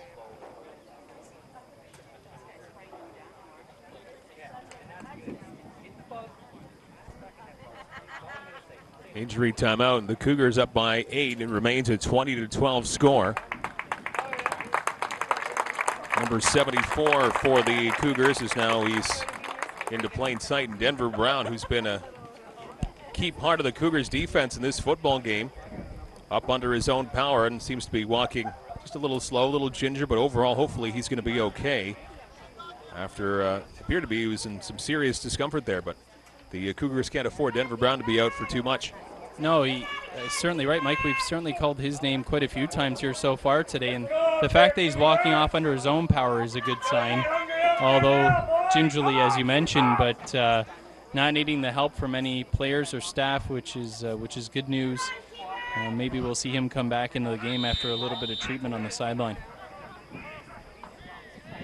So here we go, 2nd and 1 now, short yardage to go for the Forest City Thunderbirds, and they keep it on the ground, and well more than the first down yardage, keeping it on the ground with Chase McGee, and he gets all the way to around the 42-yard line of Chatham-Kent as the offense continues to click here for the T-Birds. It was Ricky O'Rourke and Zach Konecki in on the tackle, and we see some dark clouds in the distance. We did have a system that we saw moving in on that Doppler that you were showing us. We had the Doppler up here, the TV Coachco Super Mega Doppler 5000. And a severe thunderstorm warning is actually in place from Environment Canada right now, and it looks like it's heading into the Tilbury area. So we'd be lucky to get this third quarter in before we see any of that stuff. Get as much in as we can before I'm sure we're going to get a weather break, and that's again kept on the ground. Chase McGee getting close to the 30 and close to first down territory. They might have to bring the chains in here to measure this one. This looks to be awfully close from this angle that we're at anyway in the broadcast booth. And they really continue to attack the left side of that Cougars defense with some pretty good success as the wind starts to kick up a little bit and those dark clouds becoming more and more ominous in the background, closer to the foreground.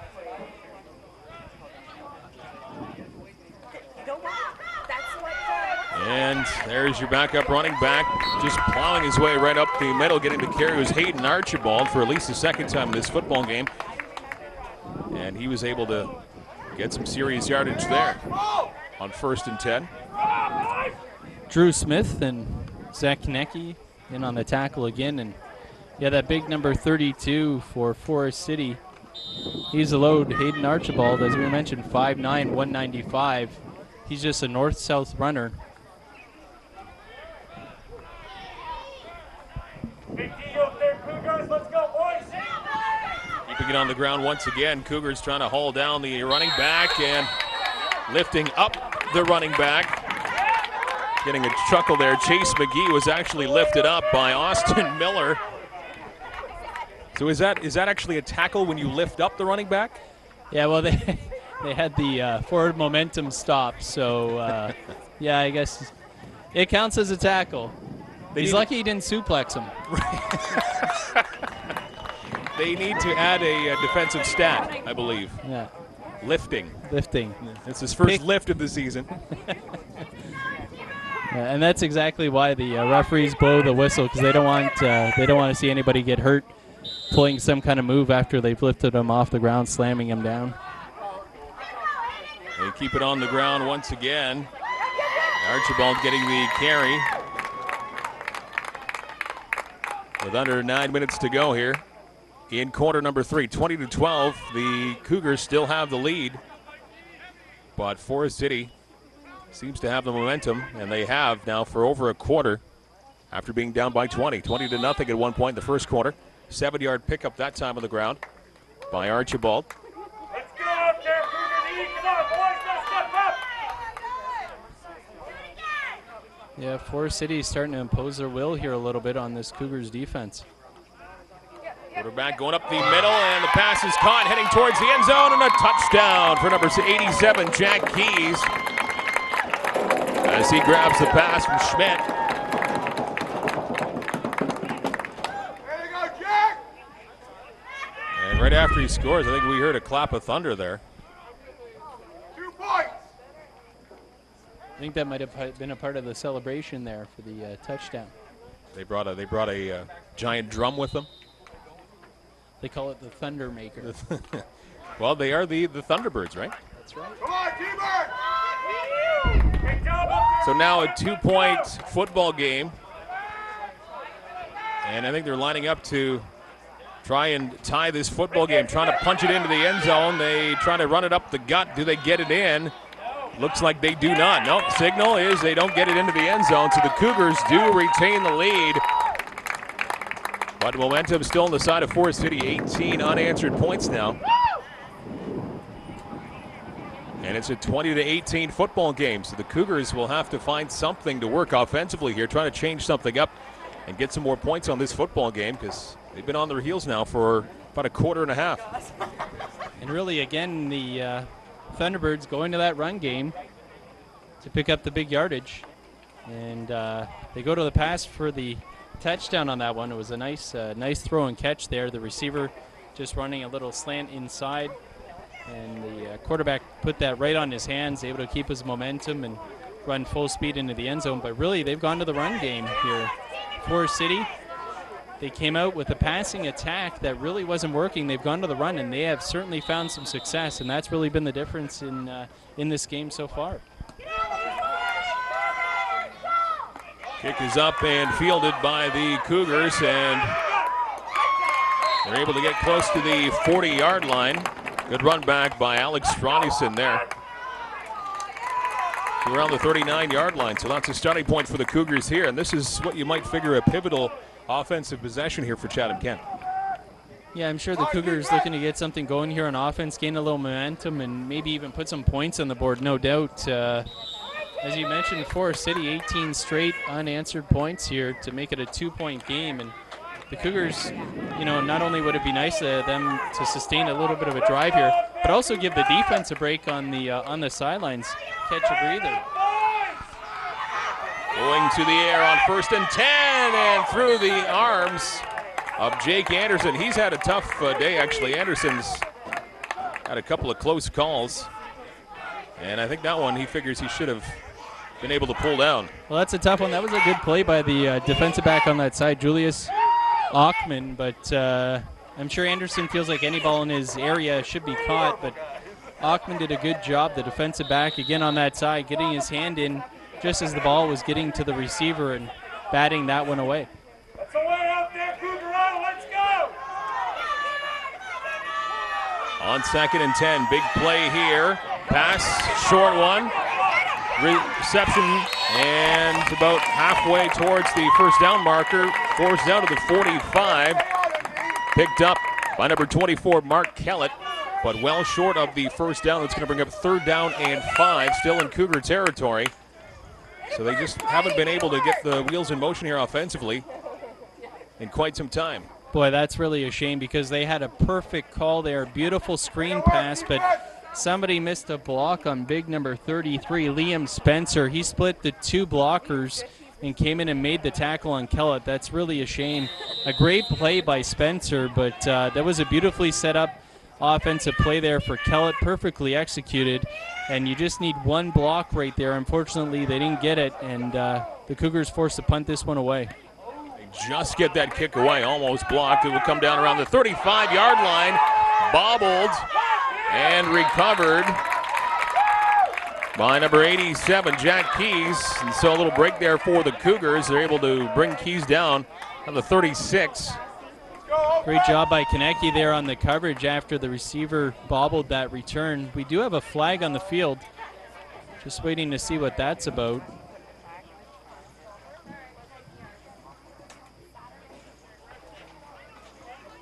Unnecessary roughness face mask against the Cougars, the call there. So they're going to march this one against Chatham-Kent. And that's a shame. That will give the Thunderbirds far more favorable field position here. 7:11 to go.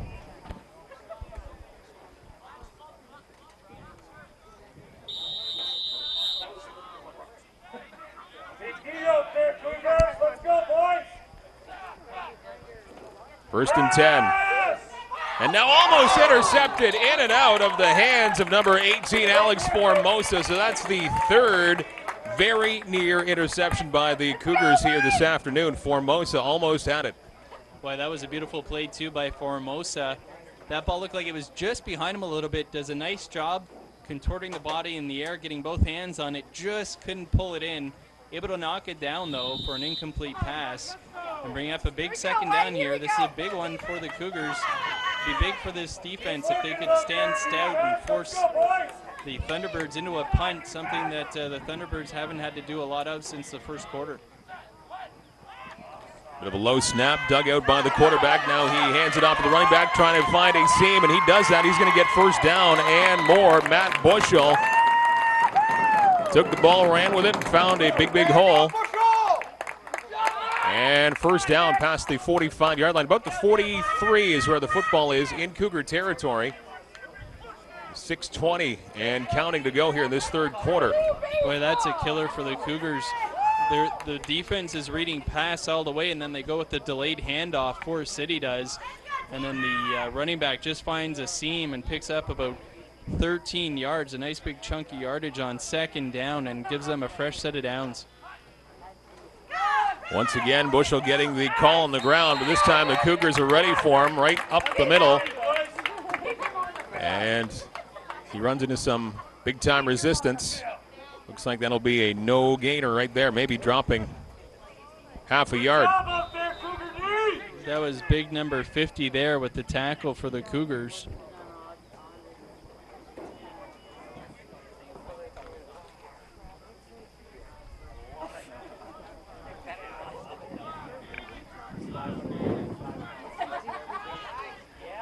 Second and 11, scrambling to his left, keeping the football, quarterback, and Cougars trying to bring him down before the first down. Looks like they were successful in doing that, but maybe a yard shy.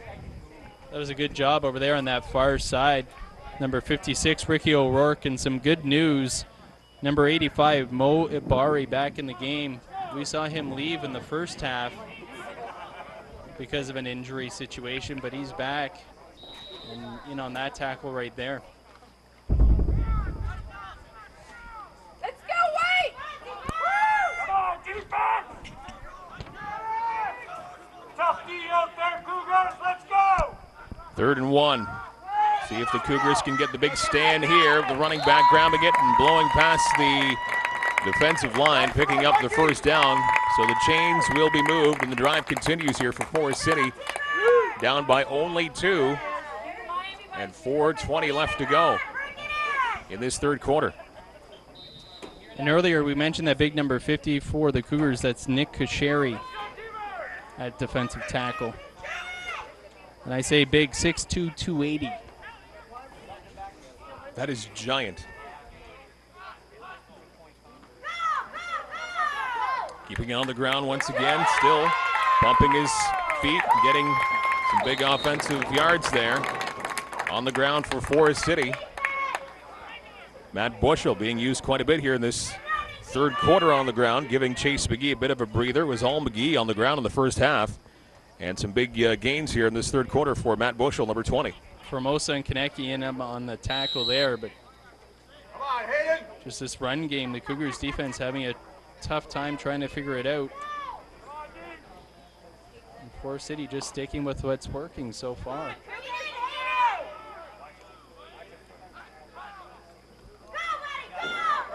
This time another handoff. This will be Hayden Archibald on the carry, still with it, rumbling towards the end zone, and a touchdown for the Thunderbirds. Somehow eluding everyone and into the end zone, and the Thunderbirds grab the lead for the first time here this afternoon. 24 unanswered points, trying to make it 25.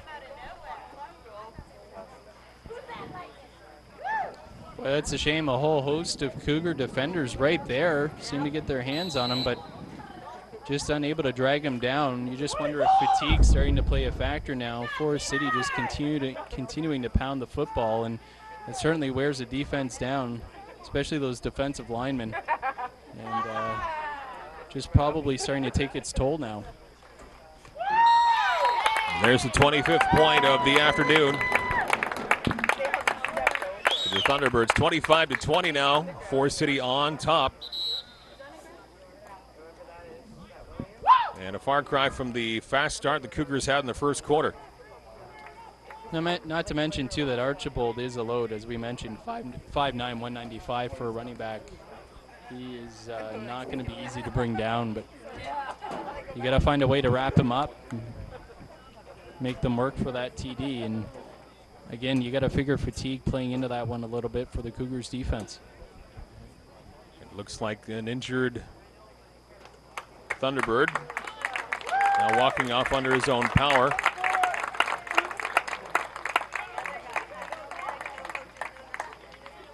And Spencer Beer, wide receiver for the Forest City squad. Looks like he's going to be all right.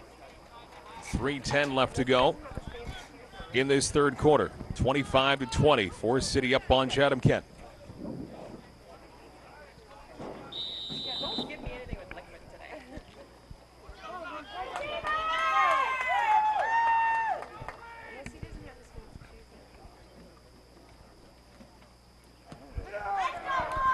Good kick right straight ahead.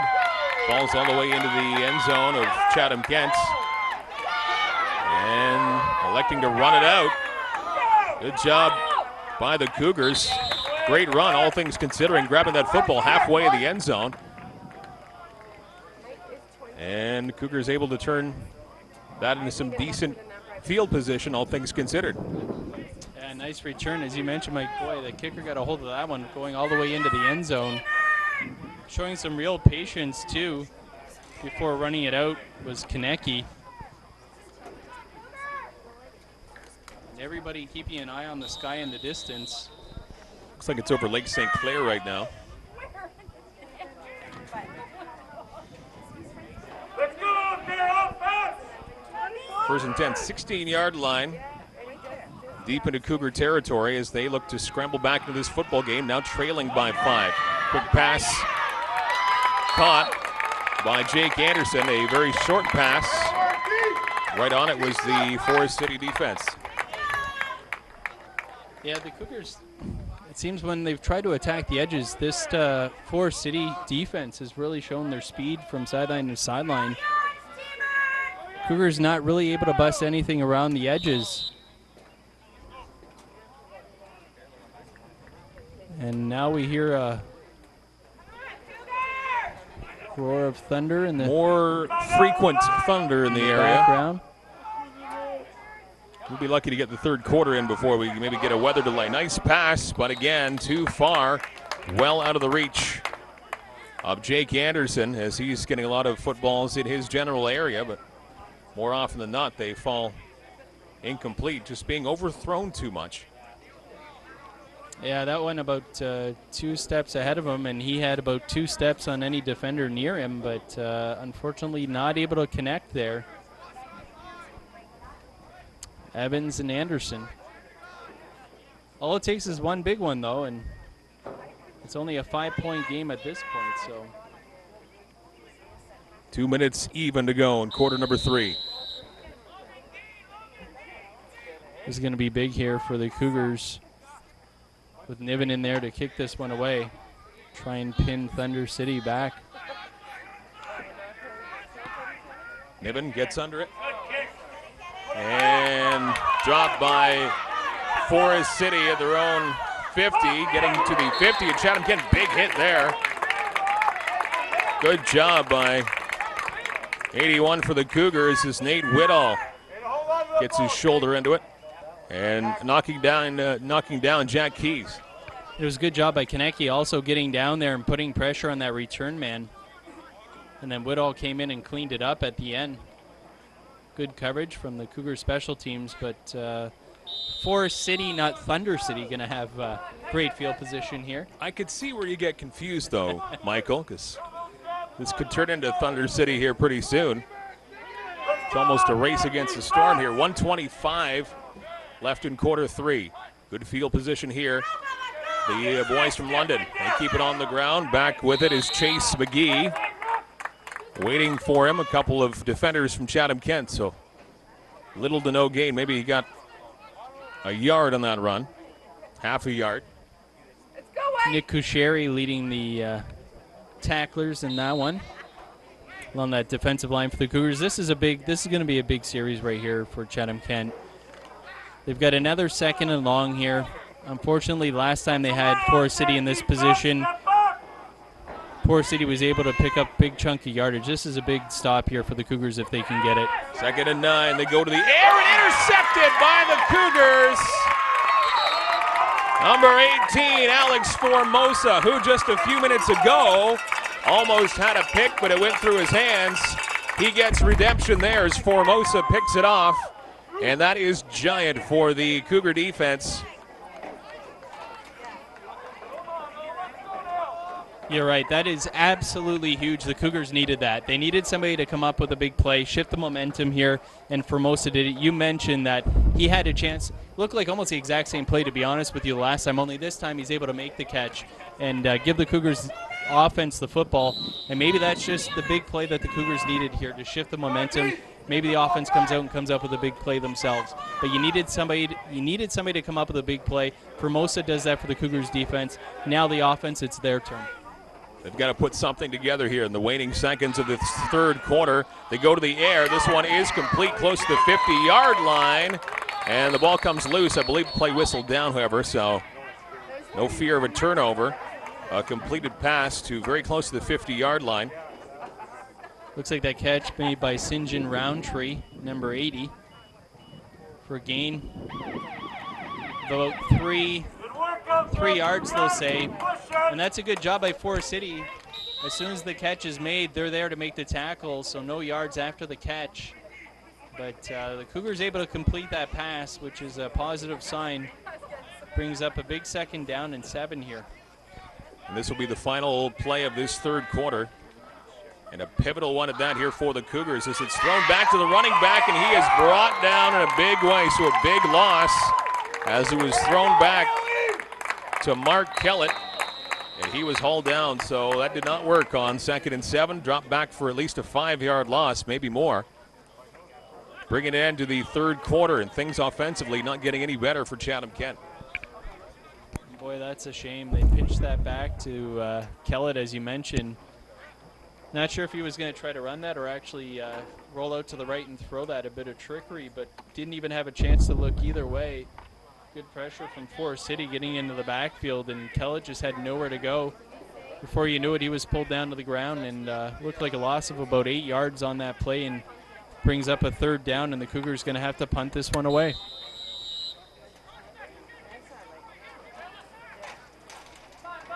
And worth taking note here, the Cougars, both cover men on either side are lined up onside with the kicker, so they can recover it. An excellent kick here for Chatham-Kent. Bounces out past the 30-yard line of Forest City. So a strong kick and strong special teams here for the Cougars. Yeah, great job by Niven. Kicking that ball along that near sideline and bounces just out of bounds at about the 28-yard line. So Forest City going to have a long way to go here, giving this Cougars defense a chance to come up with another big stop.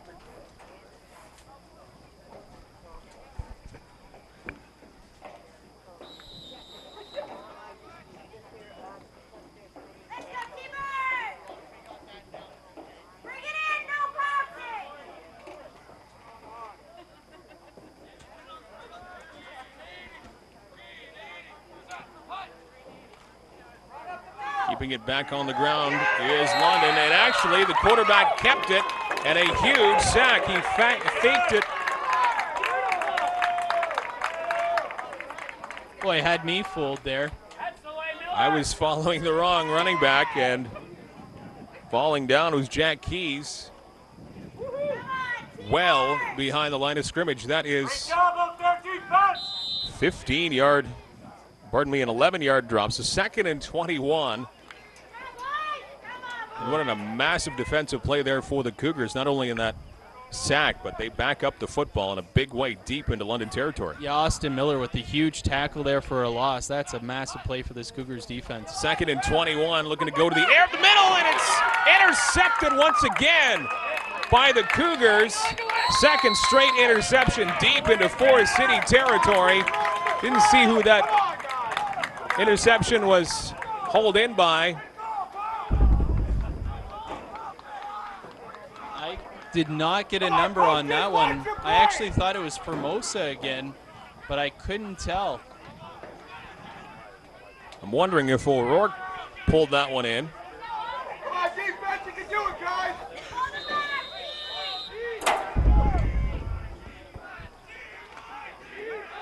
Maybe O'Rourke, I'm not sure, getting the official word, but Cougars do have the football at the 15-yard line of Forest City. So here's a great chance as they keep it on the ground and up the middle. Getting some big yardage here on 1st and 10. Nice run there from Jacob Broad. Getting football even deeper here to Forest City territory. Trying to turn the tide here. Cougars down by 5. 25 consecutive points here for the Thunderbirds. 13-18. Still plenty of time left to go in this 4th quarter. Skies darkening. Looks like some showers and storms on their way. Beating the clock here, beating the storm. Now they keep it on the ground towards the end zone. Touchdown, Cougars! There is a flag on the play, though. 2 flags, actually. This might be going against Forest City, though, on the tackle. Nice block by the fullback there to get Kellett into the end zone, but we'll wait on the flags. I think it might have been on the tackle, though, to be honest with you, for Forest City. Might have been a face mask or even a horse collar, not sure.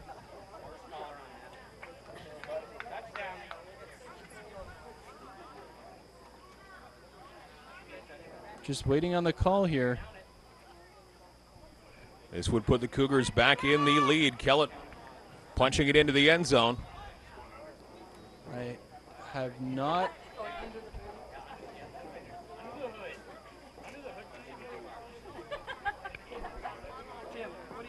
We're just waiting on the signal from the referees what the flags were for. It looks like we're taking a break for lightning now. We've got some lightning in the region. And it looks like a band of storms are coming. And the touchdown does count. All right, so the touchdown is on the board, so we're heading into a weather break with the Cougars back on top. They will go for the extra points after the weather break, and I believe it's a 30-minute right off the top because we've had some lightning in the distance around Lake St. Clair, so that's been visible. And by rules, keeping safety first, a 30-minute break until I believe the last lightning strike is visible. So this could be a lengthy break as this storm looks like it's going to be passing over here. Well, boy, that was a big drive for the Cougars right there to get the touchdown. The penalty was against the Forest City Thunderbirds. It was a horse collar on the tackle, so the touchdown from Kellett counts. Oh, a big strike of lightning we just had in the distance there. So everybody being asked to leave the field area, asked to leave the stands, take cover, and, of course, safety paramount here. And as you mentioned, Mike, at least a half-hour break we're going to have. And looks like a pretty sizable band of storms that we have coming through the area. So interesting to see how long this delay is going to last. So we will bring you the conclusion of the football game when the football game is being concluded. After the storm passes through, the Cougars have regained the lead. Some momentum back in their favor. 13:03 remaining in the fourth quarter. Cougars up by 1, 26-25 in the Forest City Thunderbirds. Mike Renier, Mike James, and the rest of the TV Coach Co broadcast booth. We will bring you the finish of the game coming up a little bit later on. Let's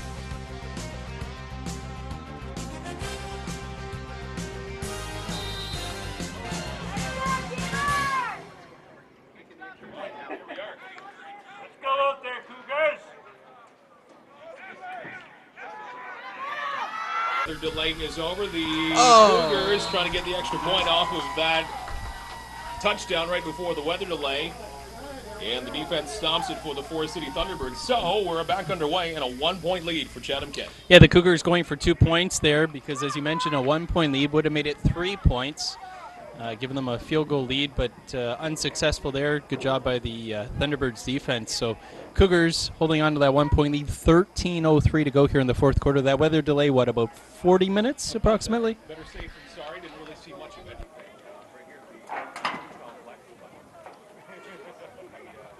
Hit the area. So lightning strikes above Lake St. Clair in the distance. So better safe than sorry. Taking a half-hour plus break, and hopefully things stay away until the end of this football game here.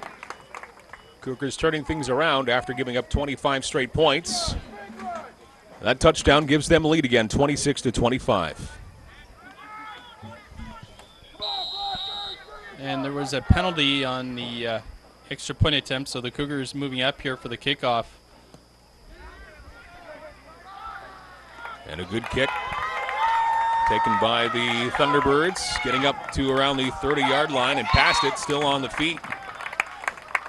Around the 30-yard line is where the Thunderbirds will start this latest drive after the weather delay, so we'll see how these two teams come out of that extended break. Well, we mentioned during the break, speaking off the air, that we figured the edge would go to the Cougars, having to feel good about themselves going into that break with the lead. If you remember, scoring that touchdown just before they called the game for the weather delay, and Cougars coming back out on the field with that 1-point lead. Keeping it on the ground is London, and a couple yards gain. Number 56 for the Cougars, helping with the tackle. That's Ricky O'Rourke, helping to bring down the running back. 4-yard game, so a 2nd and 6 situation here. Yeah, Randy Cartier and Michael Lett also in on that tackle. Good job by the Cougars D there on that first down run from the Thunderbirds. See if the Cougars D can get a stand here. They keep it on the ground once again.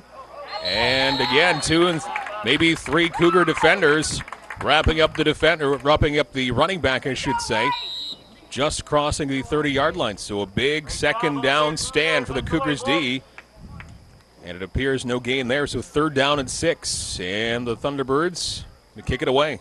Good job there by Denver Brown, number 74, getting the penetration into the backfield, and then Austin Miller cleaning it up,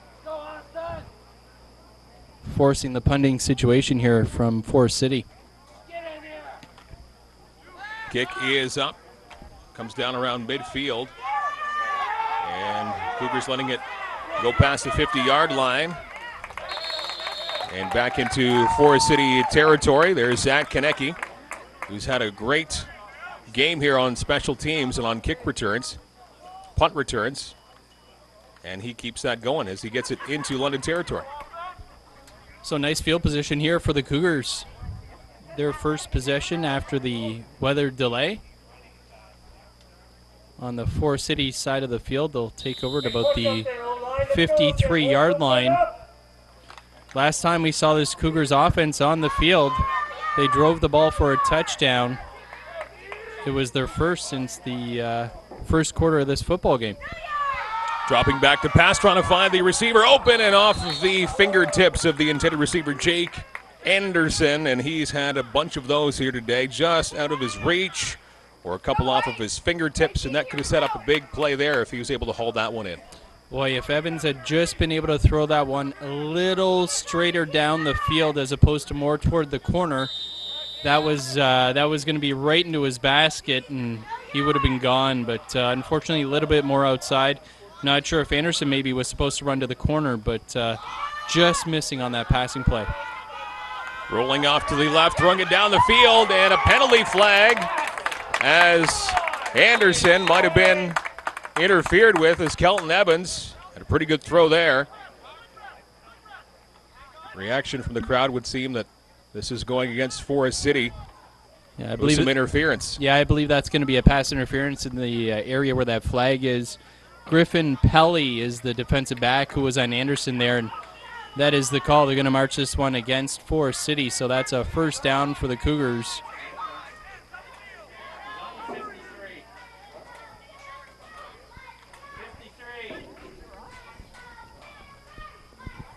The referee's just making sure they're counting it right from the 53-yard line, so it's a 15-yard penalty.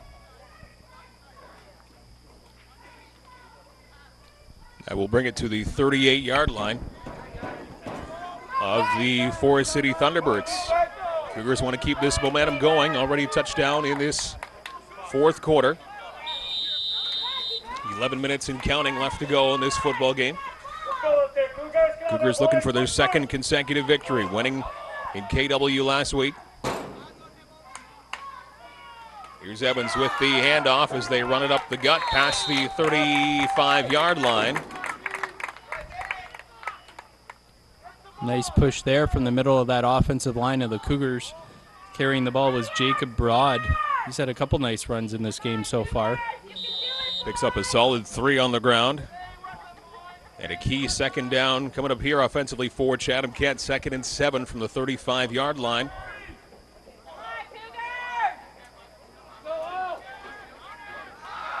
Evans going to the far side, and again, well overthrowing his intended receiver, Trevor Nevin. That was about 5 yards over top of his head and well out of his reach. Yeah, that's a shame because Nevin definitely had his man beat by a couple steps. Just the ball just a little bit long there and falls incomplete. Brings up a big third down here for the Cougars. Decision time. It wouldn't surprise me if I saw them go for it. Right now with the ball at Forest City's 35-yard line. They're fairly deep into Forest City territory. 3rd down and 7, 35-yard line. And they are going to kick it away.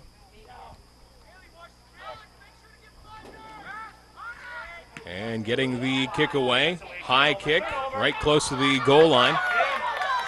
And Forest City bringing it back to the 25, about the 29-yard line is where number 12 for Forest City, Grayson Hurd, is brought down by a couple of defenders for Chatham-Kent. So that's where Thunderbirds will start off this latest offensive possession, 26-25. The Cougars up by 1.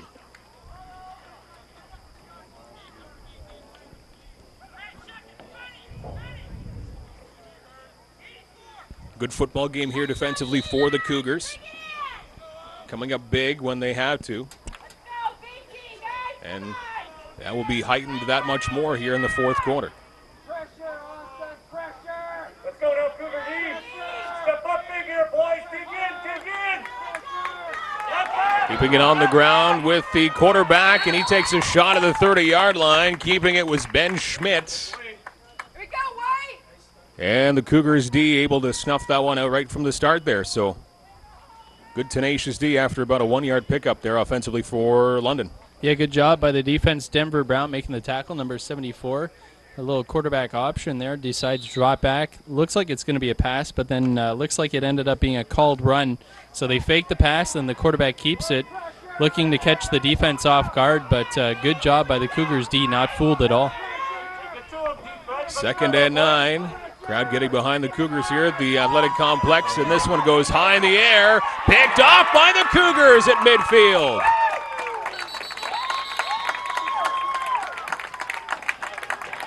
And bringing that one down, it looks like that was Zach Konecki, who had all day to camp under that one, thrown very high in the air and positioned perfectly to bring that one down. Or was that Formosa? Sorry, 18, not 19. So Formosa, and I believe that's also his 2nd INT of the day. That's correct, Mike. It is Formosa's 2nd pick of the day. As you mentioned, that ball just almost thrown straight up in the air. A bit of a prayer there. And not really what the Thunderbirds needed, but the Cougars will take it. Formosa showing his leaping ability. Great ups right there to get that ball at its highest point, and then decent return, too, considering a bunch of Thunderbirds around him. Cougars keeping it on the ground, busting through the middle. Number 33 on the carry, Jacob Broad, getting a few carries here in the 4th quarter. And he actually gets a fair chunk of yardage there. At least 5 on the ground. I like what the Cougars have done here. They've gone a little bit more run-heavy now in their offense. And I like it because you're going to wear down that London defense a little bit more. And you're not as predictable on offense. I really like the change that they made here in the 2nd half. Flag is quickly down after the snap, rolling off to his left, trying to find some room, and dumping off the pass at completion along that far side. Picked up by Roundtree. Flag is down. I think this might be going against the Cougars here. Yeah, I think it might be a procedure call. But the referee's discussing it. I'm not sure if we've got a separate flag or if it's on the same infraction. We'll have to wait and see. They're talking it over right now, as you can see.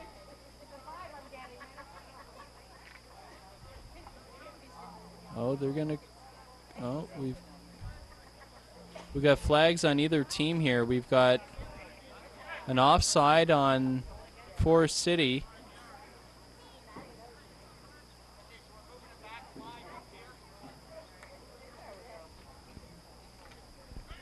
So the ball is going to rest at the 51 of London. Okay, so we had an illegal forward pass against the Cougars. They're saying that Evans had already crossed the line of scrimmage when he threw that ball. And then we had the offside against London, and it ends up being a 5-yard penalty against the Cougars, the differential between the two penalties. So 2nd down and 9 here for Chatham-Kent. Pass is complete up the middle, and that's going to be enough for the 1st down as it comes to the 35. And now late after the play's completion, a flag comes out after Nate Whittall brings that pass down. A late flag. So that leads me to believe that the infraction happened after the play was done. Yeah, it's a personal foul against London. Or Forest City, I apologize. So that's going to march the football down, I believe, 15 more yards and get even deeper into Thunderbirds territory. That's well done there, and that was a face mask against the defense for the Thunderbirds. So a nice passing catch there from Evans to Whittall. Whittall, big receiver. He's a big target, 6'1", 185, listed as the tight end. And quarterbacks love their tight ends. You just sit them down right in the middle of that defense. They're a nice big target, and Whittall does a nice job pulling it in. Keeping it on the ground, starting off at the 21-yard line. Ball comes across the 20 with just under 7.5 minutes to go in the 4th quarter. Cougars up by 1 in a back-and-forth football game. Very entertaining. And Mother Nature being relatively kind here. There was a brief weather delay. But it could have been a fair bit worse with some storms in the general area. Not really hitting here. Now goes up in the air. Pass is dropped, heading towards the end zone, almost grabbing it. Was Anderson heading towards the end zone. He bobbled it right when he was going across the goal line. And it falls incomplete, so a third down coming up here as the ball remains at the 18-yard line. Boy, Anderson, it looked like Anderson had it.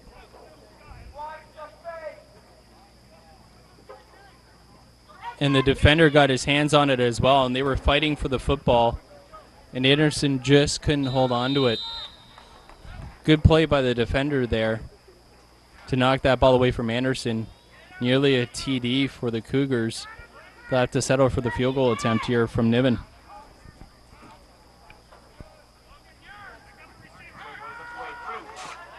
Kick is up, and it is through. 3 more points for the Cougars. And that opens up a 4-point edge now for Chatham-Kent, 29-25. With 6:33 remaining in quarter number 4. Nice job there by the holder, and then Niven putting that one through. So after 25 in a row for Forest City, Cougars have now reeled off the last 9 points. And a 4-point edge as they try to get 2 consecutive wins and knot up the record this season at 2-2. Junior varsity, Chatham-Kent Cougars. And at the same time trying to drop London to 2-2.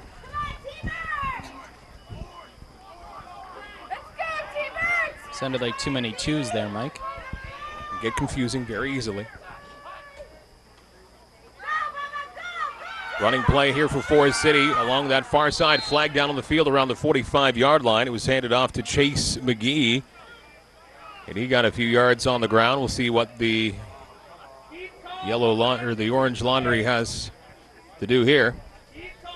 Yeah, I didn't catch it on the play itself. It's going against Forest City. Not sure if it was a hold or a block in the back. We'll see. Likely a hold. Okay, it was a hold. First and 20 coming up here. Ball at the 25-yard line as it gets backed up. Come on now, Cougars. Big D up there, boys. Let's go.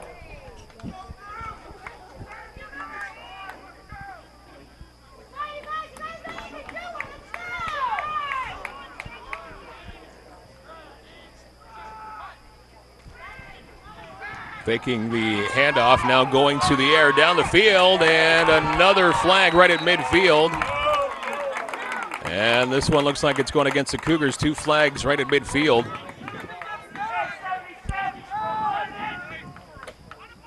I got to say, if that flag, wow, that's... Pass intended for Grossbeck as he was going right down the middle. And a pass interference here against the Cougars. You certainly could have called that one differently. Although, no, it looks like I'm going to say they got it right. I'm going to take that. No, and again, I'm going to change my mind.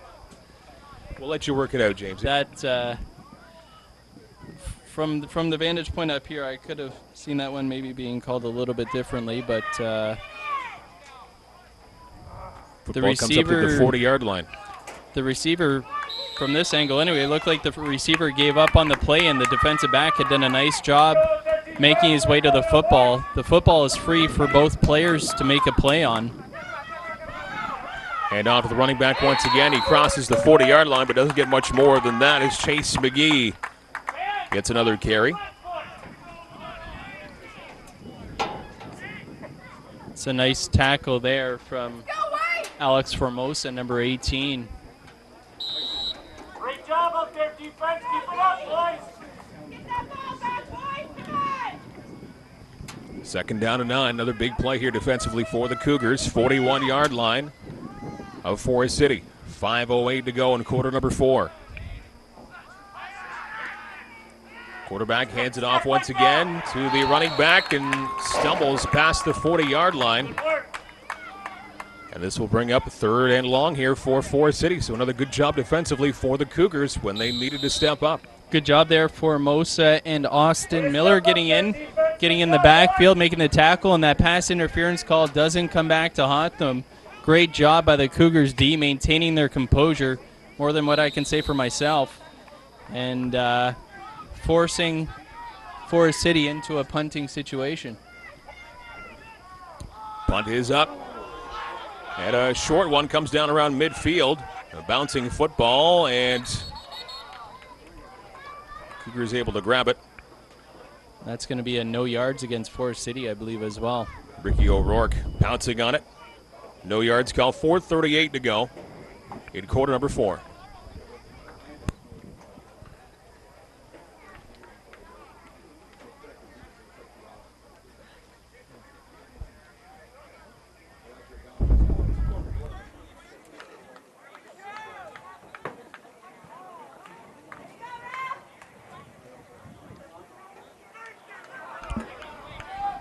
Another flag out the field.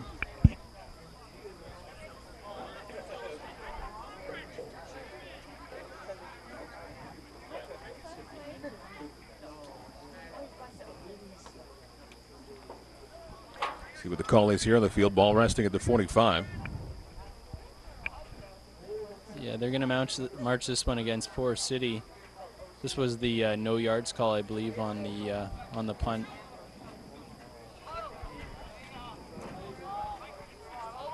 So a key offensive possession here for the Cougars if they can get a major here. Setting things up to look pretty positively as we're under 5 minutes to play here in quarter number 4.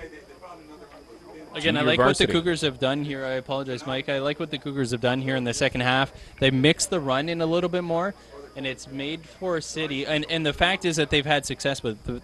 The fact that they've had success with it, it means that Forest City's defense has had to pay attention to the run as a possibility. Before, they were just teeing off on the pass. The Cougars were going pass heavy. They've gone with a little more balance here in the second half, and it's put the defense on their heels a little bit. It's allowed the Cougars to mix up their offensive play calling a little bit more, and I think that's where you're seeing the success coming from now.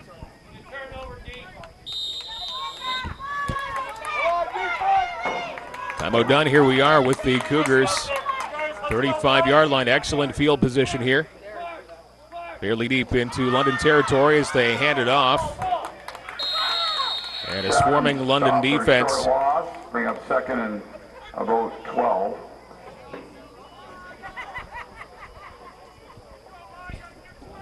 Two-yard loss on the carry there for Chatham-Kent.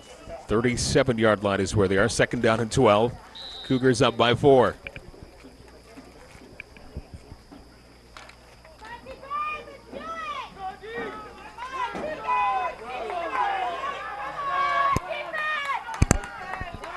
Second and long here for the Cougars, dropping back to pass.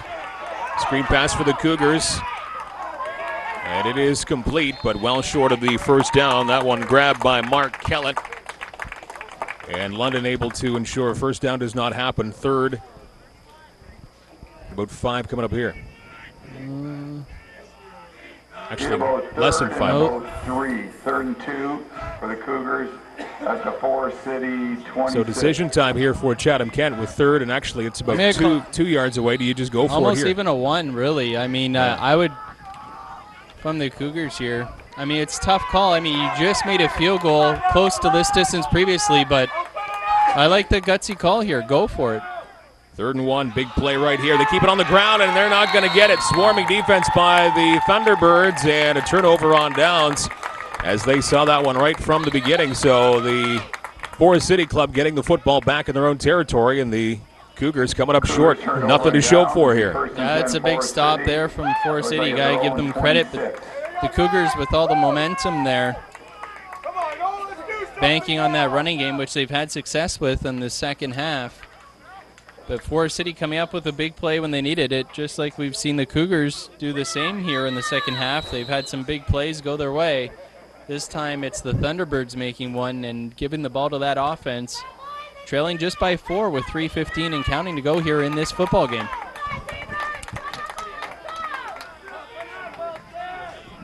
First and 10 for the Thunderbirds. Looking to get some points on the board late in this fourth quarter. Quick dump pass up the middle, and they cross the 30-yard line. Gain about 5, bring up second and 5. We're at the 3-minute warning now. 3 minutes even to go, fourth quarter. Cougars clinging to a 4-point lead. Sorry, they might look like they were setting up a middle screen. Quarterback takes the snap, drops back like he's feeling the pressure. The offensive line lets a couple guys go free. Let them think they've got the pressure on the quarterback. You just dump it off to the receiver right in the middle. And then you've got it blocked for a big gainer. But a good job by the Cougars defense sniffing it out and only allowing a short gain. 2nd and 6. Quarterback looking to pass, going up in the air down the middle. Jump ball and almost coming down in the hands of the receiver of the Cougars, and it is intercepted. So it bounces around a bit. Interception for the Cougars, their 3rd of the afternoon. And the Cougars will get the football right back, still in Forest City territory, the 52-yard line. Big pick. Great poise there from Zach Konecki coming up with the pick, number 19. You saw a couple defenders there. The other defender, I think, was Robbie Wright. And they get the ball batted up in the air. That's why you do that tip drill in practice. They get the ball batted up in the air, and Konecki maintains his poise, keeps his eye on the football, realizing it's still alive, pulls it in, and gives the ball to the offense with 2:35 to go here in this football game. The Cougars up by 4.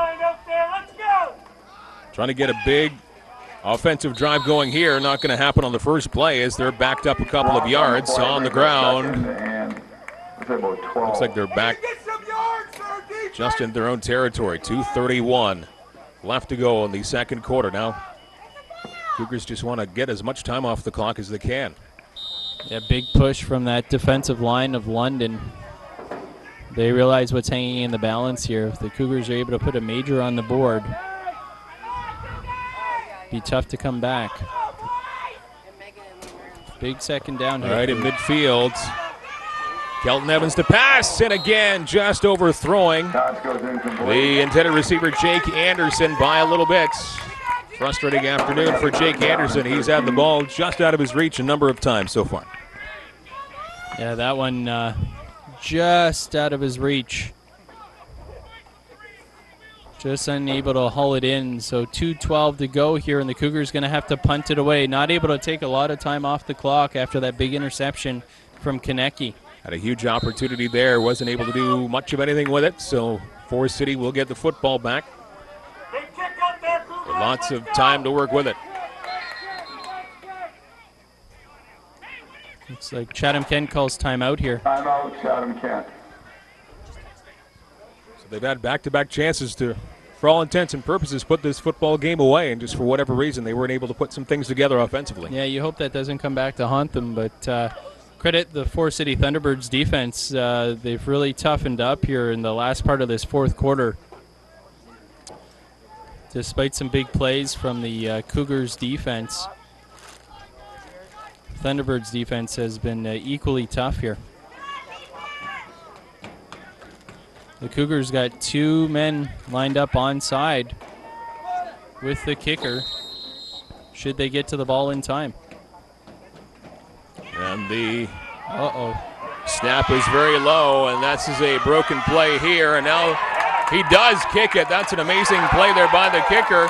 And here's a chance up the middle for Forest City. They're able to get the football past the 50-yard line, but a small victory for the Cougars just to get that punt away in an amazing amount of trouble. Wow, what a great job by Niven to get that ball away. And then a fabulous tackle by Anderson, really a touchdown-saving tackle, or else the return man was maybe gone. I don't think there was anybody else on that side. So, wow, a couple big plays from a couple players for the Cougars there.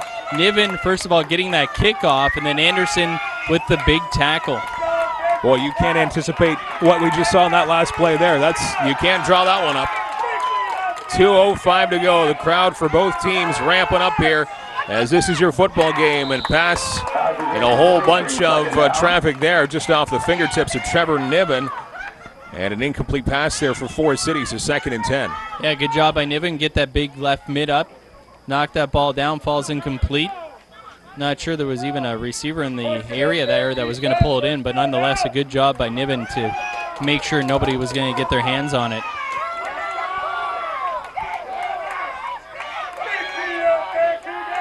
Be having to come up big here once more for the Cougars on 2nd and 10. Pressure on the quarterback, dances out of trouble, goes up into the air, another jump ball, and in and out of the hands of the intended receiver. There is a flag on the play. That one intended for McGee. And that should be an offensive pass interference there. The wide receiver shoved the defensive back in the back as he went up to bat the ball out of the air. So I'd expect this one to go back against Forest City. This one's going back 15. And that is the call there. Wide receiver again pushed the defensive back in the back as he jumped up to tip the ball out of the air. Bring up 3rd and 10.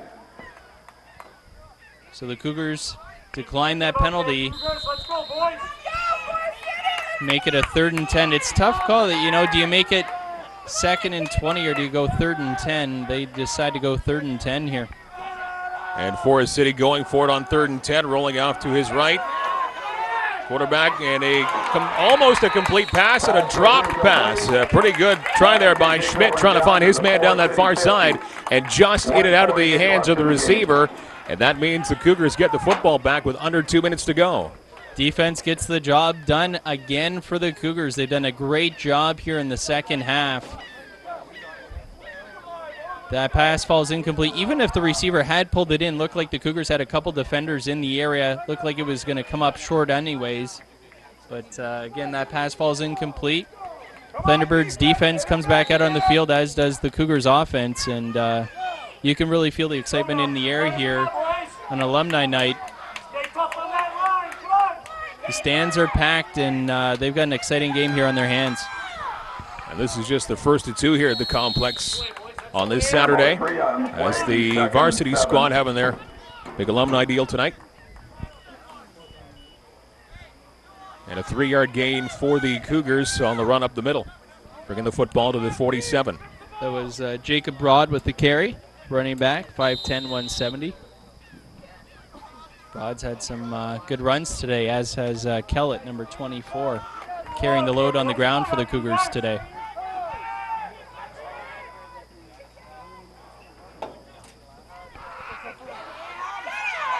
Quarterback scrambling, some pressure in front of him, and now he's just going to throw it away. Found nobody. Kelton Evans playing it relatively safe. There's a flag down. We might have a... Is it intentional grounding? No grounding. It'll be lost it down at the spot where the ball was thrown. Bring up 3rd down. So Eltons.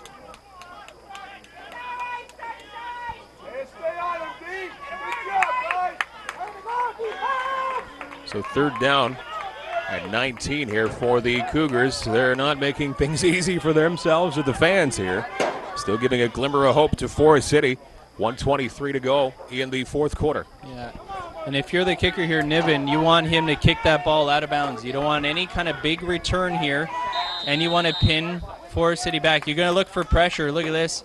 They're loading up the middle of that box here. Forest City almost looks like they had them lined up offside, to be honest. And that kick is going out of bounds. Good job right there.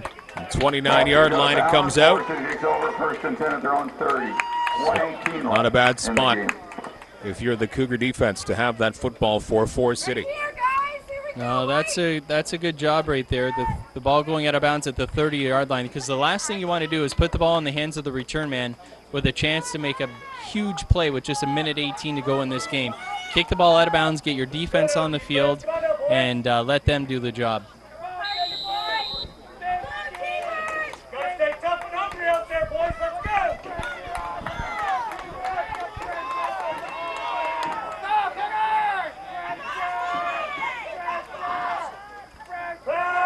Here comes the game here, and a pass is caught as Ackman makes the reception for Forest City. 7-yard pickup and 2nd and 3. 1:11 left to go. Of course, Forest City hurrying to the line of scrimmage here. They don't want to waste any time, trailing by 4 with just about a minute to go. Ben Schmidt, the quarterback, dropping back to pass it. Intercepted if he hung on to it. And they did. 43. Intercepted by the Chatham-Kent Cougars. Was that Brown on the pick? I believe it was Jake Brush, 48, who made the snag there, giving the Cougars offense the football. So Brush with the INT, 43-yard line. 42 is where they're calling it here.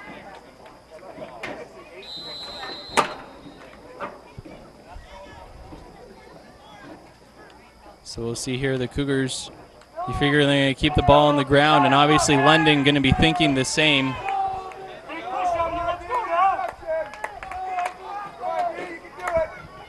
60 seconds left in the fourth quarter. They keep it on the ground. And defense swarming, absolutely nowhere to go for the running back for the Cougars, Mark Kellett, who's had a pretty good game so far here, but nowhere to go right there. No, not a lot of room there. Thunderbirds taking a timeout here, 56.2 seconds left to go in this fourth quarter, and that time can't tick down fast enough if you're Chatham-Kent. No, certainly not. Cougars gonna need at least one first down here to kill out this clock. Obviously, as we mentioned, Forest City using their timeout to stop the clock. It's gonna be a big play here coming up. Be interesting to see if the Cougars keep the ball on the ground or if they decide to go to the air to try to get that first down and ice this game away.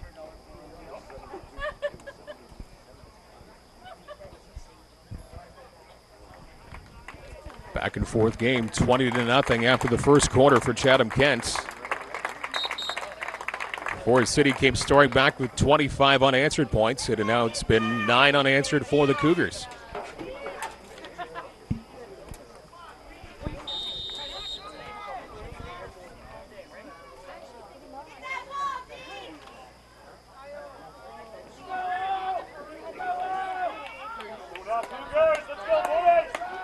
It is big second down right here.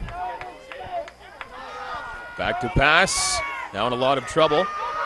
Still scrambling backwards and finally being thrown to the ground at his own 45-yard line. Kelton Evans found absolutely nobody and a giant sack there.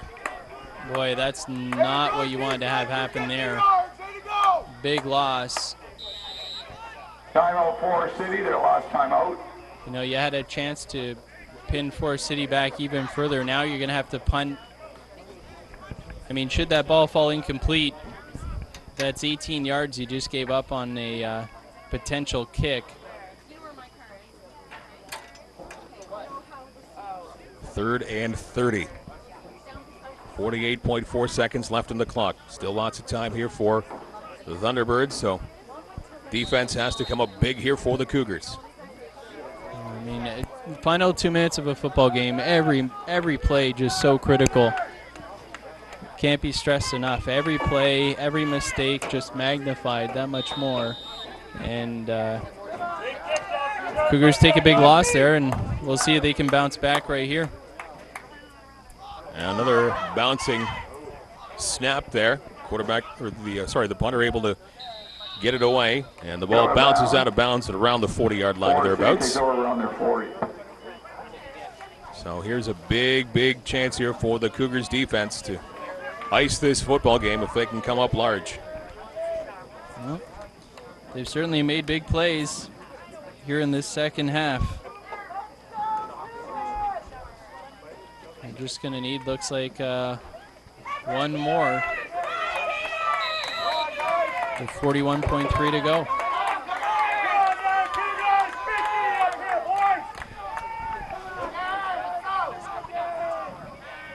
Quarterback Schmidt trying to find his man, and it goes in and out of the hands of Jack Keys, who's had the football thrown to him quite a bit here this afternoon, and Keys couldn't haul it in. He turned around to face the quarterback a little too late there. That was a good throw, too, by Schmidt. Put it right on the receiver's hands, but the receiver had to turn back to the quarterback, and it's kind of right in the middle of that defense where you know you could probably hear some footsteps coming. Might have heard some footsteps, perhaps, right in the area where that linebacker might be sitting. 38 seconds left, 2nd and 10. Schmidt back to pass, and he's able to. No, the receiver unable to haul that one in. Intended by Matt McFarland was the receiver that was trying to haul that one in. 3rd and 10. Here's your game right here with the clock at 33.2 seconds left. There's Formosa in on the coverage there, I believe, on that far side.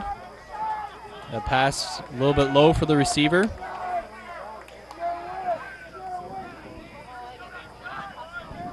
Third and 10. Here's Schmidt going to the air.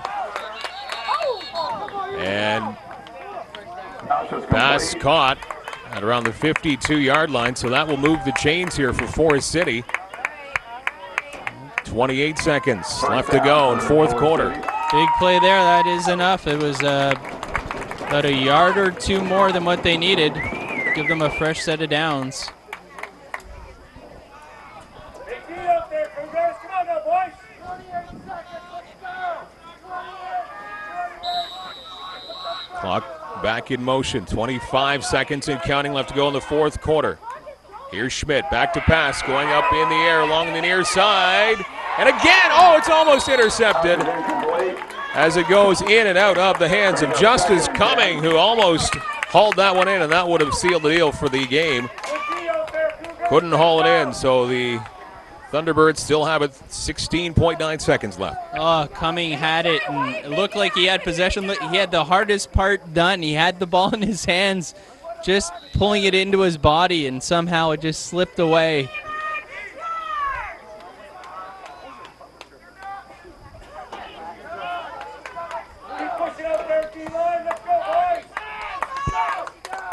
Here's Schmidt going to the far side. It is caught at the 45-yard line. That will be enough again to move the chains to around the 43-yard line. Down to 10.5 seconds left to go. Is this where they just launch it up to the end zone? I mean, this 4 points, obviously field goal's not going to do it for you. Just send everybody deep now. Clock back in motion. Pitch This and ladder. Could be your last one here. Here's Schmidt at the 50-yard line and a whole bunch of traffic. He is brought down as the time expires.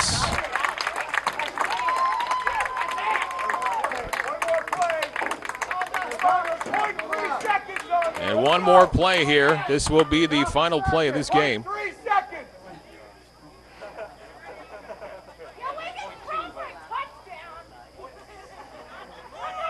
No, the game is over. It is now signaled over. So officially the Cougars hang on to win.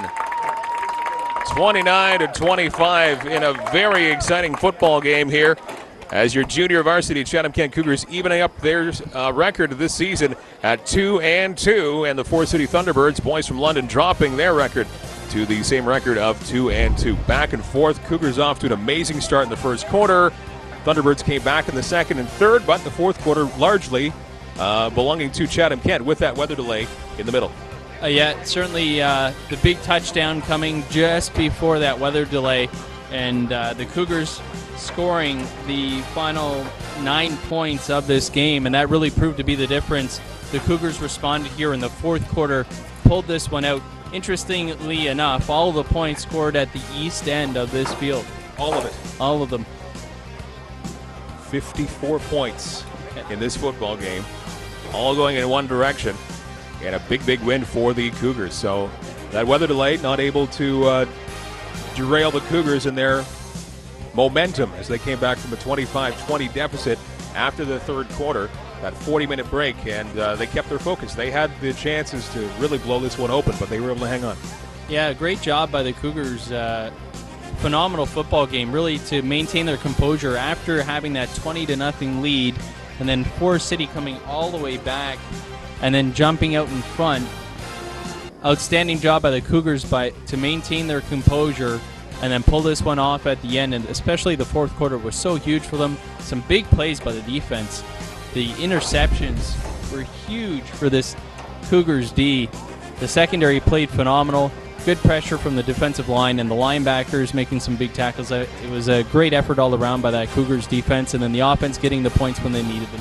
A 29-25 victory for Chatham-Kent over the Forest City Thunderbirds. Again, thanks to all of our sponsors making this thing happen all season long on TV Coach Go. With the Cougars, Dr. Speck Institute of Psychological Services, Chatham, London, Sarnia, and Blenheim. Also, Exercise MD. Visit their website, exercisemd.ca. Also, Royal LePage, Bev Shreve. Visit him at bshreve.com. TechNet Auto Service on Bing Avenue in Chatham. Also, State Farm. Your agents Karen Bozazzi, Brad Archer, and Scott Stanley. And also, hey, EnviroClean Car and Dog Wash. 2 locations in Chatham. Haven't mentioned them yet. Grand Avenue East and Park Avenue East. Make sure you visit them, carndogwash.com, and APC Auto Parts Centers. Visit them, autopartscenters.com. On behalf of Mike James, Jeff Brooks on the camera, and all the folks here behind the scenes with Chatham-Kent Cougars football and TV Coach and Co. Back with you soon. My name is Mike Renier. A win for the Cougars and the junior varsities over the Thunderbirds, 29-25. Have yourself a great night.